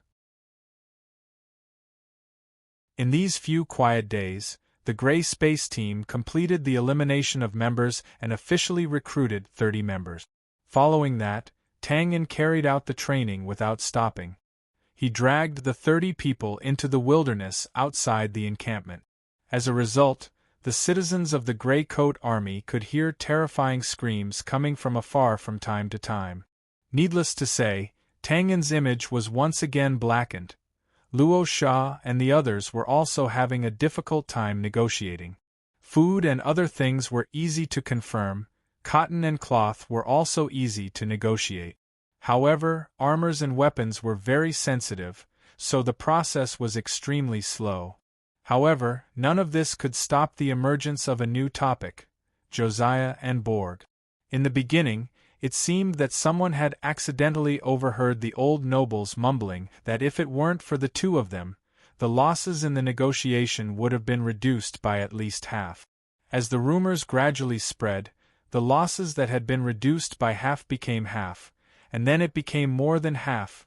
The rumors became more and more exaggerated. The two names, Josiah and Borg, became more and more important in the hearts of the citizens of the Grey Coat Army. In the end, it seemed that the negotiation was a confrontation between Josiah and Borg and the old nobles. Of course, that was not the case. However, Luo Sha and the others were collectively silent. Even when Luo Sha was chatting with others, he was still praising Josiah and Borg. After that, it was as if there was an invisible hand manipulating the rumors about the two of them. Every highlight of the negotiation was quickly spread and magnified, the 2 stars of the Greycoat Army. No one knew who was the first to call them that, but it quickly spread among the citizens. Among them, Josiah received the most praise. Her rumors were also the most widespread. Things like forcefully interrupting the other party's delay, sharply pointing out the flaws in the trap, and so on. In addition to her original good image, it didn't take long for Josiah to have a unique nickname, Little Luo Shah. Luo Shah had the highest position in the hearts of the Greycoat Army people. Whether it was the bravery she had stood up when the Greycoat Army was on the verge of disbandment at the beginning, or the successful breakout of every encirclement and suppression that she had led everyone to have a clear idea in their hearts. The Greycoat Army could do without anyone, but it could not do without Luo Shah. Now that Josiah had received the title of Little Luo Shah, it was undoubtedly a very high evaluation and honor. It could be said that as the negotiation continued to drag on, Josiah and Borg's reputation gradually grew. However, Josiah, as the person involved, did not feel anything. She was now worried about the progress of the negotiations with the armor, weapons, and military equipment all day long. She did not have the time or energy to pay attention to these things at all. Occasionally, she would wonder why the way everyone looked at her was getting weirder and weirder. Josiah had once taken the time to ask Tang En, but regarding this, Tang En did not have any good ideas. These armaments were taboo. Even when the nobles raised their private armies, they would be secretive about these things. However, the stalemate between the 2 sides did not last long. Soon, the negotiation team of the nobles made a small concession and it was perfectly resolved. Of course, this was not because the other party could not withstand the pressure, but because she had come to the army camp alone. At night, in the army camp's big tent, the 3 great generals, Ralph, Barlow, and Gary, were once again gathered together. "General Gary, how did the negotiation go today?" Barlow asked lazily as soon as he came in and sat down. The 3 great generals took turns to bring the old nobles to the Greycoat Army camp every day. Today it was Gary's turn. They did not have the right to participate in the negotiation. Every day, they simply brought people over and then sat silently at the side to watch the 2 sides argue. "It's still the same." Gary's eyelids drooped and his tone was calm. However, because he was born with a gloomy face, when he said this, he seemed to be gloomy. The Greycoat Army is really daring. They dare to ask for so much military equipment. What can we do? After all, they have hostages in their hands. Barlow changed his position and reclined on the chair. He seemed to be very listless. "I've had enough of this **T2I life. I feel like my bones are going to rust." Ralph and Gary nodded when they heard this. They seemed to agree with Barlow's words. Originally, they were the elite troops of their respective armies. They were located at the border. Because of the occasional sneak attacks by the barbarians in the northern wilderness, there were battles almost every day. However, now that they had fallen into such an awkward situation, it was natural that their lives were very boring. After a moment of silence, Barlow suddenly said, "That's right. Have you guys noticed that a small team of the Greycoat Army has been training in the wilderness recently?" Gary frowned. "It's the group of people who run outside the camp every morning, right?" "That's right. It's them." Barlow nodded and leaned forward. He finally showed some vitality. "You don't say. I've observed them for a while. Their daily training is quite interesting. These people were all generals on the battlefield. Naturally, they had good eyesight. Even though they could not completely understand what Tang En was doing, they could still acutely sense that the other party's training was a little unique. "They are very powerful," Ralph commented. He was a man of few words. Barlow nodded. "Of course. After all, they captured that group of nobles and forced their way through our tens of thousands of soldiers." "It's not that." Ralph shook his head. Both Barlow and Gary turned their heads at the same time and looked at Ralph in confusion. At this moment, the latter sank into silence. It was as if he was considering how to say it.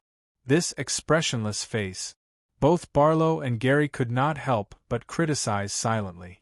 They looked at the Deputy General behind Ralph. Cough, cough. It's like this. The middle-aged Deputy General bowed simply and continued. When the scouts of our army were doing a routine check of the surroundings, they discovered a small team of the Grey Coat Army. They were climbing up the mountain wall in the south with their bare hand. They seemed to be in a competition. There were about 5 people in a group. The height of the climb was about 100 meters.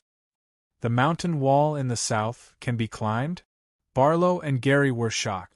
Of course, they knew what was going on over there. It could be said that the mountain wall was straight up and down like a mirror. The difficulty of climbing on this mountain wall was self-evident. According to the scout's report, at that time, he saw a person who seemed to be doing a demonstration. He climbed up in an extremely short amount of time. He did not use any battle energy, nor did he use any lifting technique. He relied on the slightly protruding parts of the mountain and climbed up step by step. Barlow and Gary looked at each other. Then Barlow said, "They should be training scouts. Does this mean that they are part of the Grey Coat Army's scout team?" The middle-aged Deputy General shook his head. "That's not all. Our scouts also discovered some human-shaped targets at that height. After they climbed to that height, not only did they need to stabilize their bodies, they also needed to rapidly stab at the targets." Barlow touched his chin. "If you put it this way, this seems like an ambush team. However, with so few people, can they form a fighting force?" As expected of a general, Barlow could see the problem at a glance. In an army battle, sending troops to ambush was considered a normal tactic. Every army had a troop type, such as light cavalry, that was specially used for this. However, without exception, these teams were all organized. At the very least, they had to be of the size of a large team in order to achieve the desired effect. If there were only a few dozen people, even if the ambush was successful, what difference would there be in a battle? "Yes," Ralph suddenly spoke. "They have captured hostages." Barlow was stunned. Then, he smiled and said, "This is an accident." Speaking up to this point, Barlow suddenly frowned. "General Ralph, are you saying that this group of people is specially used to appear at crucial points in the battle and then give a fatal blow? For example, assassinating the main general?" Ralph nodded slightly. This is a little too presumptuous. Since when can assassins enter the battlefield?" Barlow could not help but laugh. Gary, who was beside him, also twitched his mouth in disbelief. It was no wonder that their expressions were a little frivolous. In their minds, or rather, in the minds of all the generals, war was a confrontation between two armies. Under such a situation, a small disturbance caused by a certain person could suddenly occur. It was just like when did you see an ant biting an elephant to death? Ralph did not refute this. He remained silent out of habit. What happened after that? What did that group of people do after that? Barlow asked with interest. Cough, cough. The middle-aged Deputy General's expression was a little awkward. "After that, our scouts were discovered and chased away." Barlow and Gary opened their mouths wide. Their eyes were wide open. What? Of course, they knew the combat power of the Zechen Legion's scouts. They were the best of all the armies. Being discovered was already shocking enough. Being chased away. Although this Deputy General played it down, the two of them could imagine what had happened. The scouts of the Zechen Legion were not weak. Both sides had definitely fought, and the result was that the Zechen Legion had lost few. Barlow came back to his senses and let out a long sigh. The Grey Coat Army cannot be underestimated. Under the same conditions, it is really difficult to destroy them. Gary was a little touched when he heard this. Just as he was about to nod, suddenly, the Grey Coat Army cannot be destroyed by the army alone. A slightly hoarse and magnetic voice traveled from outside the tent. At this moment, Ralph and the Deputy General were stunned. It was as if they did not dare to believe it. The curtains moved slightly, and a purple figure walked in. Marshal! Marshal Z! The few people in the tent cried out in shock. Then, they stood up in a flurry and gave the most standard military salute. Hee, don't make such a big fuss. Actually, I came with bad news. Yes, yesterday, the Northern Wilderness tribes officially attacked the border. If you like this work, you are welcome to come to Chidien. Come to vote for me. Your support is my biggest motivation.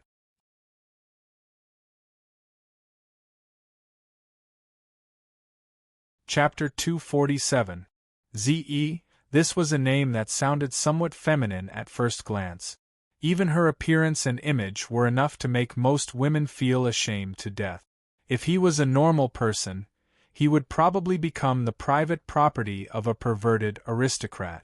However, Z, who had the title of Marshal, was a character that the people of the Bran worshipped. The barbarians of the Northern Wilderness trembled in fear. There was no need to say much about his praises. Perhaps it was because of the title of God of War that circulated among the people, or perhaps it was because of the Northern Wilderness tribe's highest military commander, Antoine, who said, "Whoever can give me Z's head, I will return him the capital of the Bran." In the army, Z's reputation was even greater. Therefore, even the generals of the other two legions, who secretly disliked the Zechen Legion, had to salute him respectfully when they saw him. However, before Baylor and Gary could recover from the shock of seeing Z, they were stunned by the news he brought. The Northern Wilderness tribes have officially attacked the borders of the Bran. The Northern Wilderness had been coveted by the Bran for a long time. However, large-scale attacks were rarely seen in the past few years. Normally, they would only attack in small groups and leave immediately. Now that they were attacking in such a large scale, they must have gathered enough strength. The front line would definitely be filled with bloodshed for a long time. Great! Baylor slammed his palms together. His eyes were filled with passion. We can finally have a good battle. Gary's expression changed. That's right. Z nodded. We have to settle things here as soon as possible. Then, you guys can return to your respective legions. Okay. What about the Grey Coat Army? Z shook his head. There is no hope of turning the situation around. Let's retreat first. Ralph and the other two blushed when they heard this. They lowered their heads and apologized. This time, the Bran Empire invited them to encircle and annihilate the enemy with great confidence. However, not only did they fail, but they were also extorted by the enemy. How could the three generals not feel embarrassed? Waving his hand, Z said, "I heard about it on my way here. This matter doesn't have much to do with you. It was those students who acted on their own. It's good for them to experience this. I'm sure they'll be touched." Upon hearing this, Baylor and Gary heaved a sigh of relief. With Z's words, they wouldn't have to suffer any major reprimands when they returned. By the way, Marshal Z, why did you say that the Grey Coat Army can't be destroyed by the army alone? Baylor asked, puzzled. Cough, cough. Z cleared his throat and chuckled. The Grey Coat Army is a group that the Empire cannot avoid. Military tactics could only be used to eliminate what was in front of them, but they would continue to appear in the future. The only difference was that they had changed their names. If we want to eliminate them or temporarily weaken them, we can only use political tactics. However, this is impossible. Everyone was silent. It wasn't that Z's words were difficult to understand. It was that only someone at Z's level could speak frankly about this kind of topic. However, it wasn't appropriate for them to express such opinions in front of outsiders. It should be known that this was a comment on the entire aristocratic class in the Empire.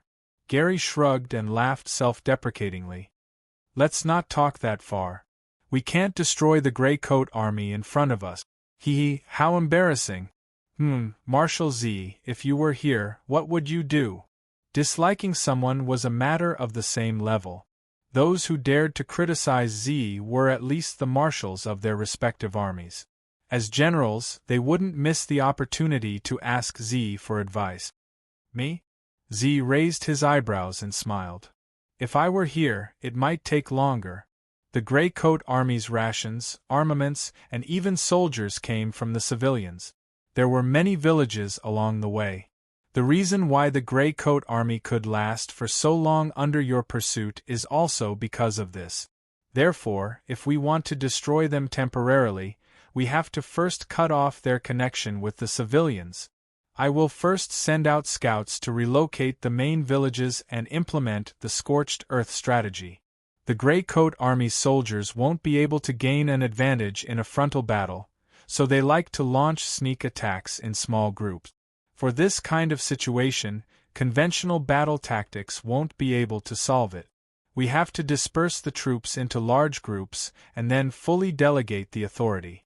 This way we can increase the marching speed of the troops and also carry out targeted attack. The individual combat ability of the Grey Coat Army's soldiers is no match for regular soldiers. That's right. We're not good at this kind of battle tactics. It will definitely be very chaotic when we command them. However, after attacking for a period of time, the Grey Coat Army will also fall into chaos. They might even be more chaotic than us. After all, most of them are civilians and don't have a deep understanding of battle tactics. Therefore, in the end, in this kind of chaotic battle, we will rely on the strength of our soldiers to defeat them. The main tent fell into silence. Only the flickering of the candlelight could be heard, giving off a weak, crackling sound. Ralph's expression was still, while Baylor and Gary's expressions were very complicated. After a long time, the three of them sighed softly and bowed to Z at the same time. Z didn't participate in the battle, but everything was as he had analyzed. In the previous pursuit, the Grey Coat Army had used the strategy of launching sneak attacks in small groups. However, Baylor and the others didn't choose to split up. Instead, they gathered their troops together to pursue. Of course, this wasn't a problem of intelligence, but a difference in perception. They did this because they were used to the charge of an army. They didn't have this thought at all about splitting up their troops and fighting in a chaotic battle.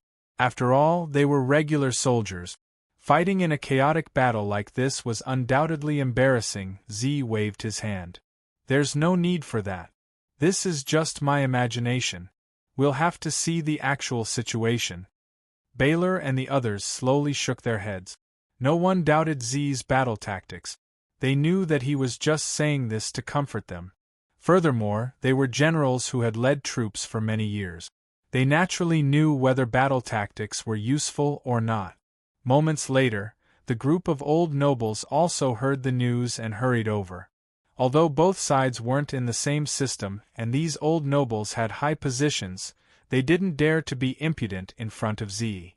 They all greeted him first. After some pleasantries, Z first explained the current situation. Then, he looked at the negotiation list and gave some suggestions. The old nobles naturally accepted this. In fact, their negotiation with the Grey Coat Army was only a dispute over the quantity of certain sensitive items. Now that Z had interfered and coincidentally encountered the northern wilderness, no one would say anything if they gave in slightly. The next morning, the old nobles invited Z to participate in the negotiation. However, the other party politely declined. He only said that he needed to organize his troops and rush back to the Grand Border Fortress to prepare for war. This negotiation was without a doubt very smooth. This was because at the beginning, the old nobles took out the exchange list and firmly said that this was the final decision.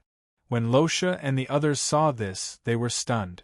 The two young men even began to worry that the old nobles in front of them had lost their minds and were planning to abandon the young nobles and start another war. However, when Losha and the others finished reading the exchange list, they were stunned. This was because the agreed provisions and cotton-padded clothes did not change. The most important thing was the military equipment. Although they still didn't reach the amount mentioned before, they all knew that this was already the best result. Losha and the others all had strange thoughts. Was there something wrong with the other party's head? At this time, the old nobles felt an inexplicable sense of satisfaction. This was the first time they had the absolute advantage. This was too damn difficult. No matter what, Losha and the others were satisfied with the outcome of the negotiation. After a slight test of the possibility of increasing the price, they were firmly rejected by the other party. They didn't continue to waste time on this.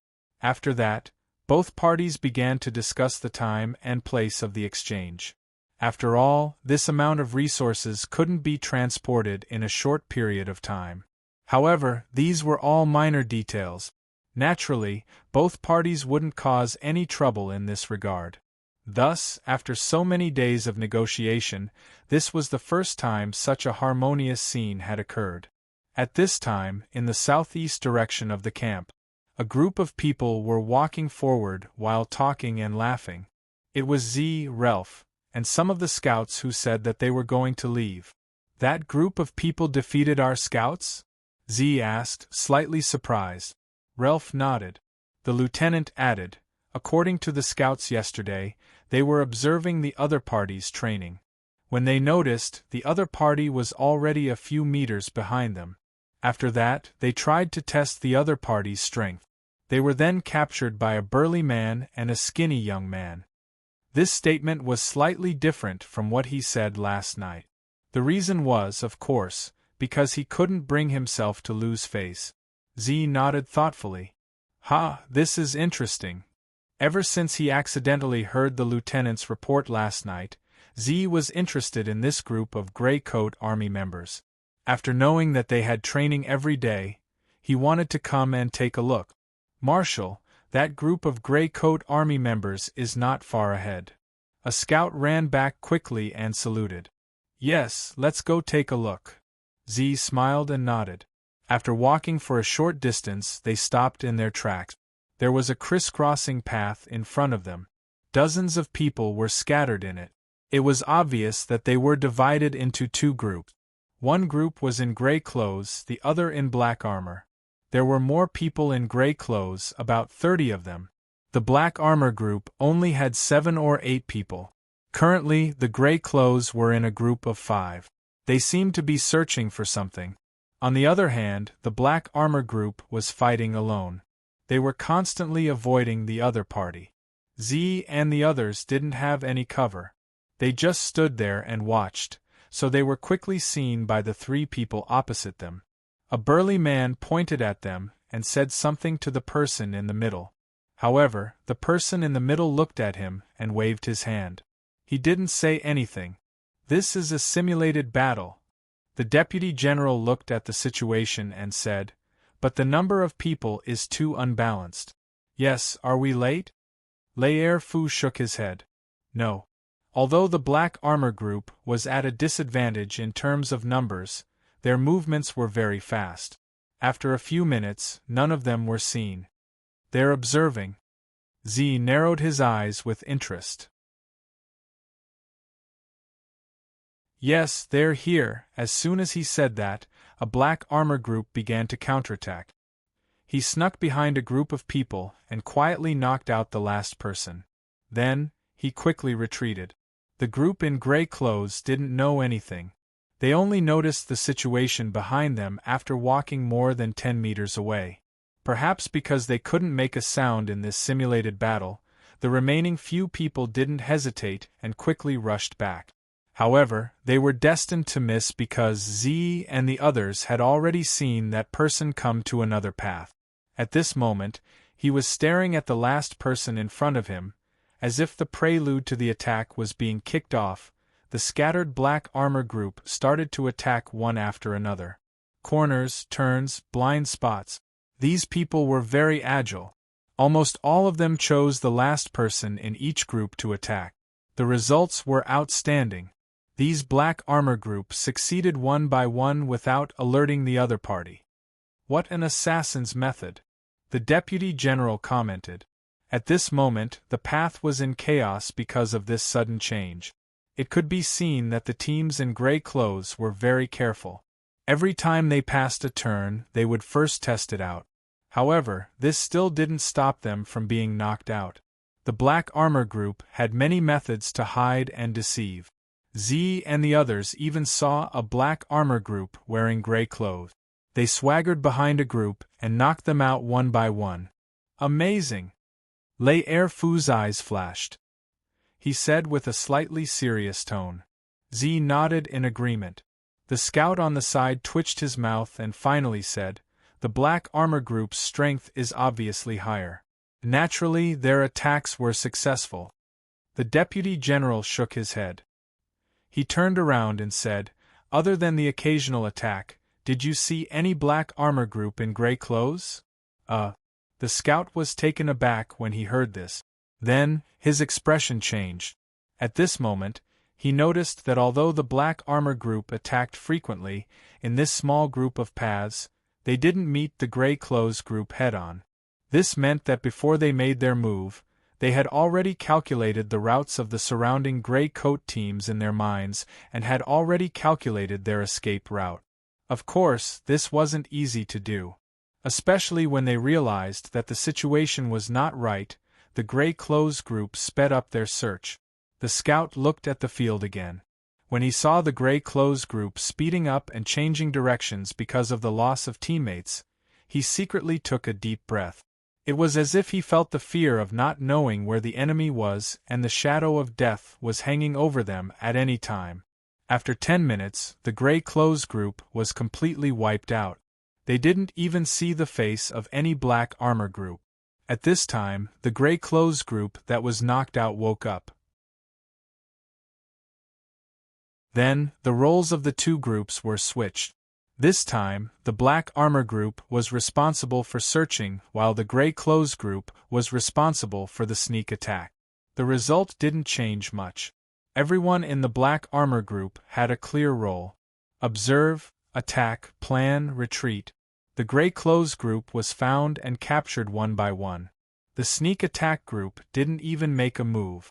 They were seen through and fell into a trap. Phew. Z, who had been watching silently, let out a long breath. His face was a little shocked at first. Then, he became excited. "Lei Erfu, do you still remember my idea?" Without waiting for the other party to answer, Z continued, "A long time ago, I have been thinking about whether there are too many loopholes in our command during the battle. Is it possible to form a group of elite soldiers? They don't have a lot of people, but they all have outstanding talents in various aspects. At the crucial moment, they can destroy the enemy's command system. But after I tried, I realized that it was very difficult. Maybe they are all very strong and talented, but they can't be put together. In the end, their combat power is even worse than normal elite soldiers." Then, Z pointed to the front. "But now, I think I can see the embryonic form of this." Lei Erfu and the deputy general looked at each other. Their eyes were filled with shock.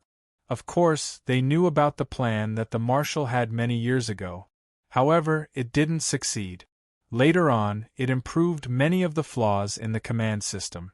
This improved the combat power of the Zechen Legion to another level. They originally thought that the marshal was the only one in the world who had this idea. They didn't expect to meet another one here. Moreover, this person was one step further than the marshal. "I'm really looking forward to it." Z looked at the battle that was coming to an end and sighed. Then, he glanced at the three people who seemed to be the leaders. Z could not help but cry out in surprise when she saw this. "What's wrong, Marshal?" "Oh, nothing. I met an acquaintance." Z's expression returned to normal. He looked at the person in the middle and smiled. "So it's you. Ha, with your brain, it's not surprising that you could come up with this idea. Let's go." Z turned around. "I hope that the next time I see them, I'll see a mature elite team. As for now, let's take care of those uninvited guests from the north." "Boss, they left." "Yes." Tang En raised his head and looked at the opposite side. He raised his eyebrows and squinted his eyes. Strange, why did he feel like he had seen that purple figure somewhere before? Boss, those idiotic rookies lost again. David looked at the dejected gray coat squad and sneered. Tang En stopped thinking and shook his head. Be patient. You guys started off like this. Then why did you scold them so harshly just now? Please, I'm the boss. Of course I have to put on some airs. Besides, this is also a chance for you guys to play the good guy and establish your authority. Yes, tell those losers that I don't want to see them. Tell them to run 20 kilometers with weights first. The last one will get nothing to eat. If you like this work, you are welcome to come to Chidian. Come to vote for me. Your support is my biggest motivation.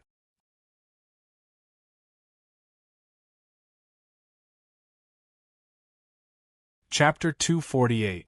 In the winter of Bran year 555, the northern wilderness tribes officially attacked the Bran border. Within 2 days, they created a gap in the Grey Flame Army's defense line and quickly took over a mountain pass. At this point, the flames of war spread in all directions. This was almost every time the northern wilderness tribes launched a large-scale attack, and it worked every time. The reason was that the Bran border was too long, and it was too difficult to defend. Of course, every time the same routine was used, the northern wilderness barbarians would eventually be chased out of the Bran border. The only difference was the length of time. Therefore, the Bran people did not care about the result of this war.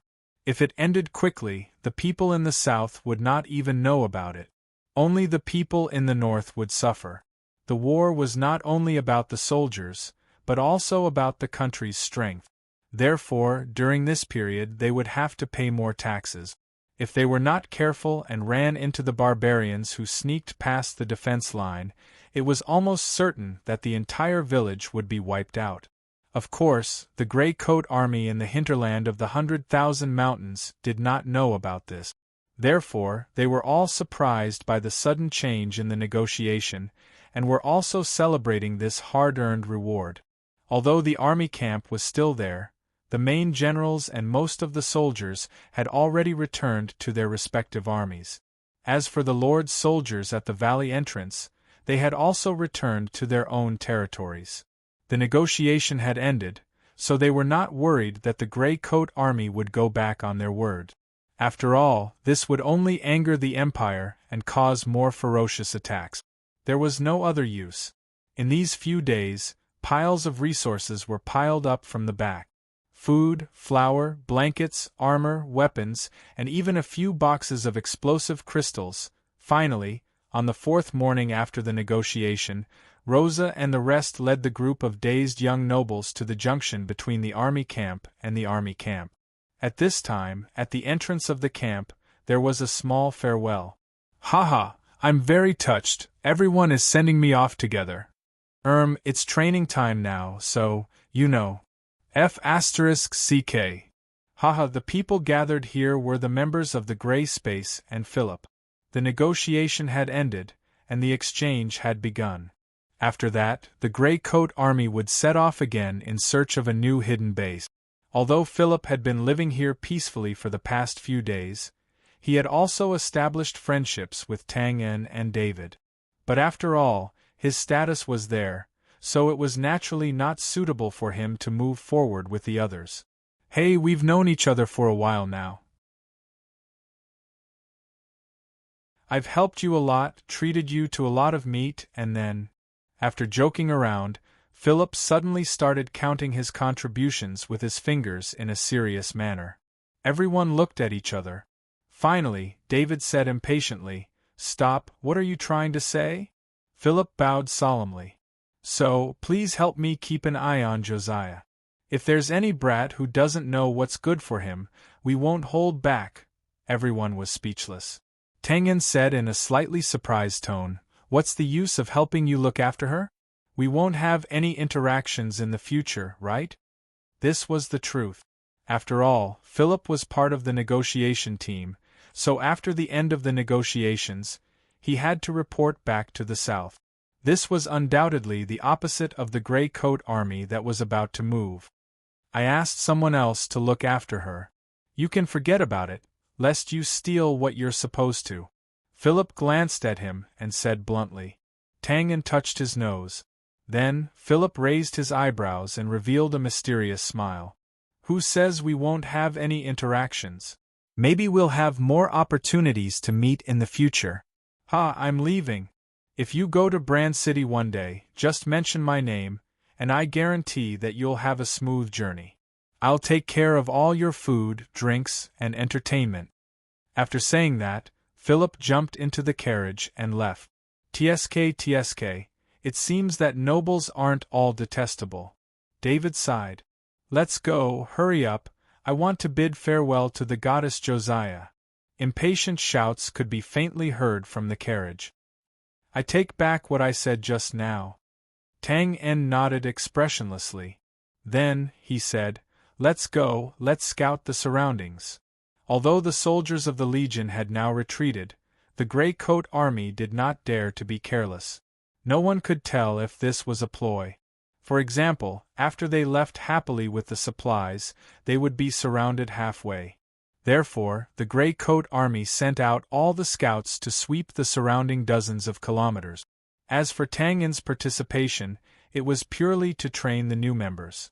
At the same time, he also observed the surroundings to see if there were any suitable places to set up camp. At 9 o'clock in the morning, after checking the types and quantities of the goods and waiting for the reports from the scouts, there were no mistakes. The Grey Coat Army and the old nobles officially completed a bandit-like transaction. They exchanged goods and people, there were no accidents, and the exchange was completed quickly. Naturally, there was no need for both sides to exchange pleasantries. After sending away Philip, who was shamelessly bidding farewell to Josiah, the Grey Coat Army rushed back to the camp with the carriages full of supplies. Half an hour later, the Grey Coat Army set off and left the original site.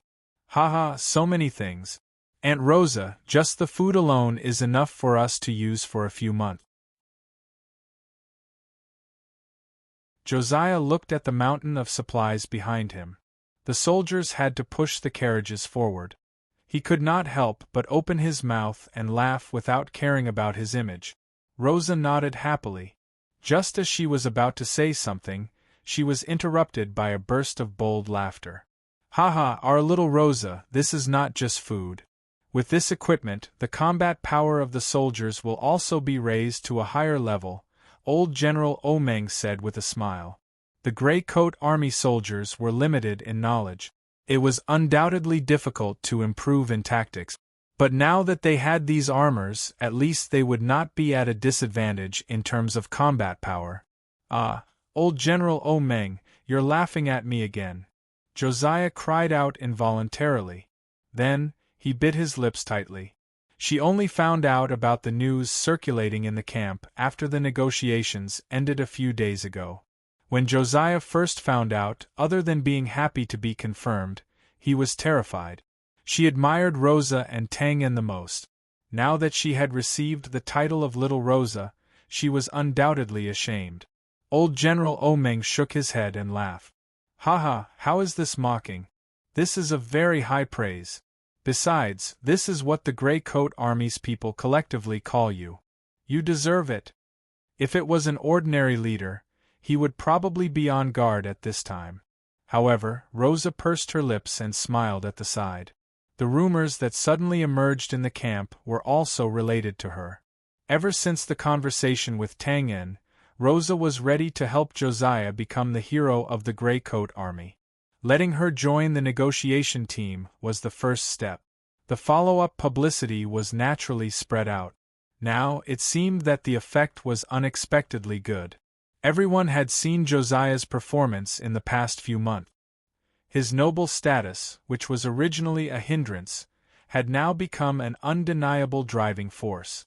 In addition, the noble and mysterious magician profession added to the persuasion.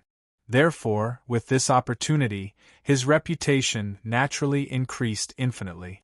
Josiah was even more embarrassed by old General Omeng's teasing. He immediately changed the topic. Aunt Rosa, when Philip left, why did he tell me that there would be a lot of opportunities to meet the Grey Coat Army?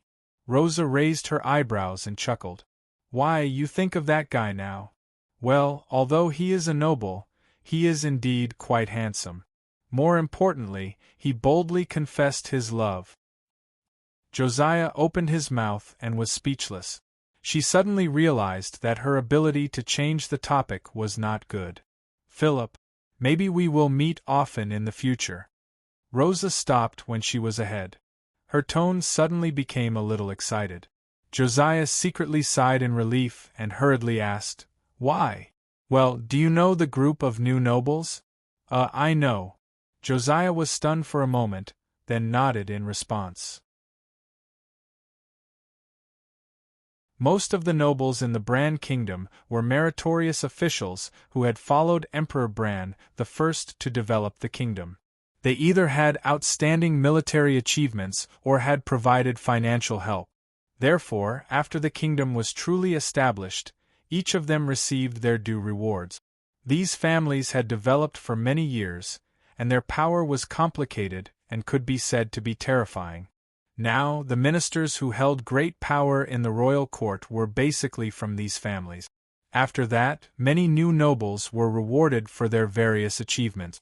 However, when they tried to climb up the pyramid of power, they found that it had long been cleaned up and there was no place for them to set foot in. This undoubtedly made them very dissatisfied, and thus conflict arose. This conflict was almost irreconcilable, and because of this, the two sides engaged in an intense battle. The old nobles called these new nobles the nouveau riche, and similarly, the new nobles called them old vermin. They only knew how to seize everything, but did not contribute to the development of the kingdom. The battle between the two sides could be said to have a long history. Generally speaking, the old nobles had the advantage. After all, they occupied the upper echelons of the kingdom and had a deeper foundation. Could it be that Philip is? Josiah said hesitantly. It was no wonder that he had such a reaction. It was really that Philip was not serious all day long, and he looked really unreliable. That's right. Rosa nodded. Philip is the representative of the new nobles, and he should be the kind with quite a high status. A few days ago, he and I talked about the philosophy of the new nobles. It has some similarities with our Grey Coat Army. Then Aunt Rosa agreed to join the new nobles. Josiah asked anxiously. How is that possible? Rosa shook her head and laughed involuntarily. This is just the first contact, and he's just laying down the groundwork. Unless our Grey Coat Army's strength has improved greatly and has a certain amount of authority. Moreover, when that time comes, we won't be joining, but cooperating. These words were very realistic, but the truth was indeed so. Because the new nobles did not have the advantage in overall strength, they would naturally seek allies in various aspects. However, allies also had to have weight, and those who were dragging them down naturally would not do. If the Grey Coat Army had a certain level of strength, then the new nobles would not mind pulling them in. That's right, the Grey Coat Army's philosophy was to raise the status of the commoners and conflict with the nobles. However, what they needed was only the Grey Coat Army's support in the parliamentary votes after they entered the political arena. Therefore, at least in the beginning, they had common interests. That was more than enough. Why, you don't seem to like the new nobles? Rosa asked with a smile. Josiah hesitated before finally saying, I feel that the nobles are not reliable. You're a noble. But in this aspect, the nobles are indeed not popular. We have a lot of potential, ha. Rosa teased, then said seriously, whether they are reliable or not, it doesn't matter much. If we cooperate, we're just each taking what we need. Just as the new nobles needed allies, the Grey Coat Army also needed help. If this group of new nobles could help at a crucial time, their chances of success would undoubtedly be higher. I understand. Josiah nodded. Although he was still a little worried, Rosa was undoubtedly more knowledgeable than him. Moreover, That was a matter for a long time, and it was just a thought now. To be continued. If you like this work, you're welcome to come to Chidien.com to vote for me. Your support is my greatest motivation. You're tuning in to the Phoenix Nights YouTube channel. Don't forget to subscribe and join us on this journey to catch the most captivating stories.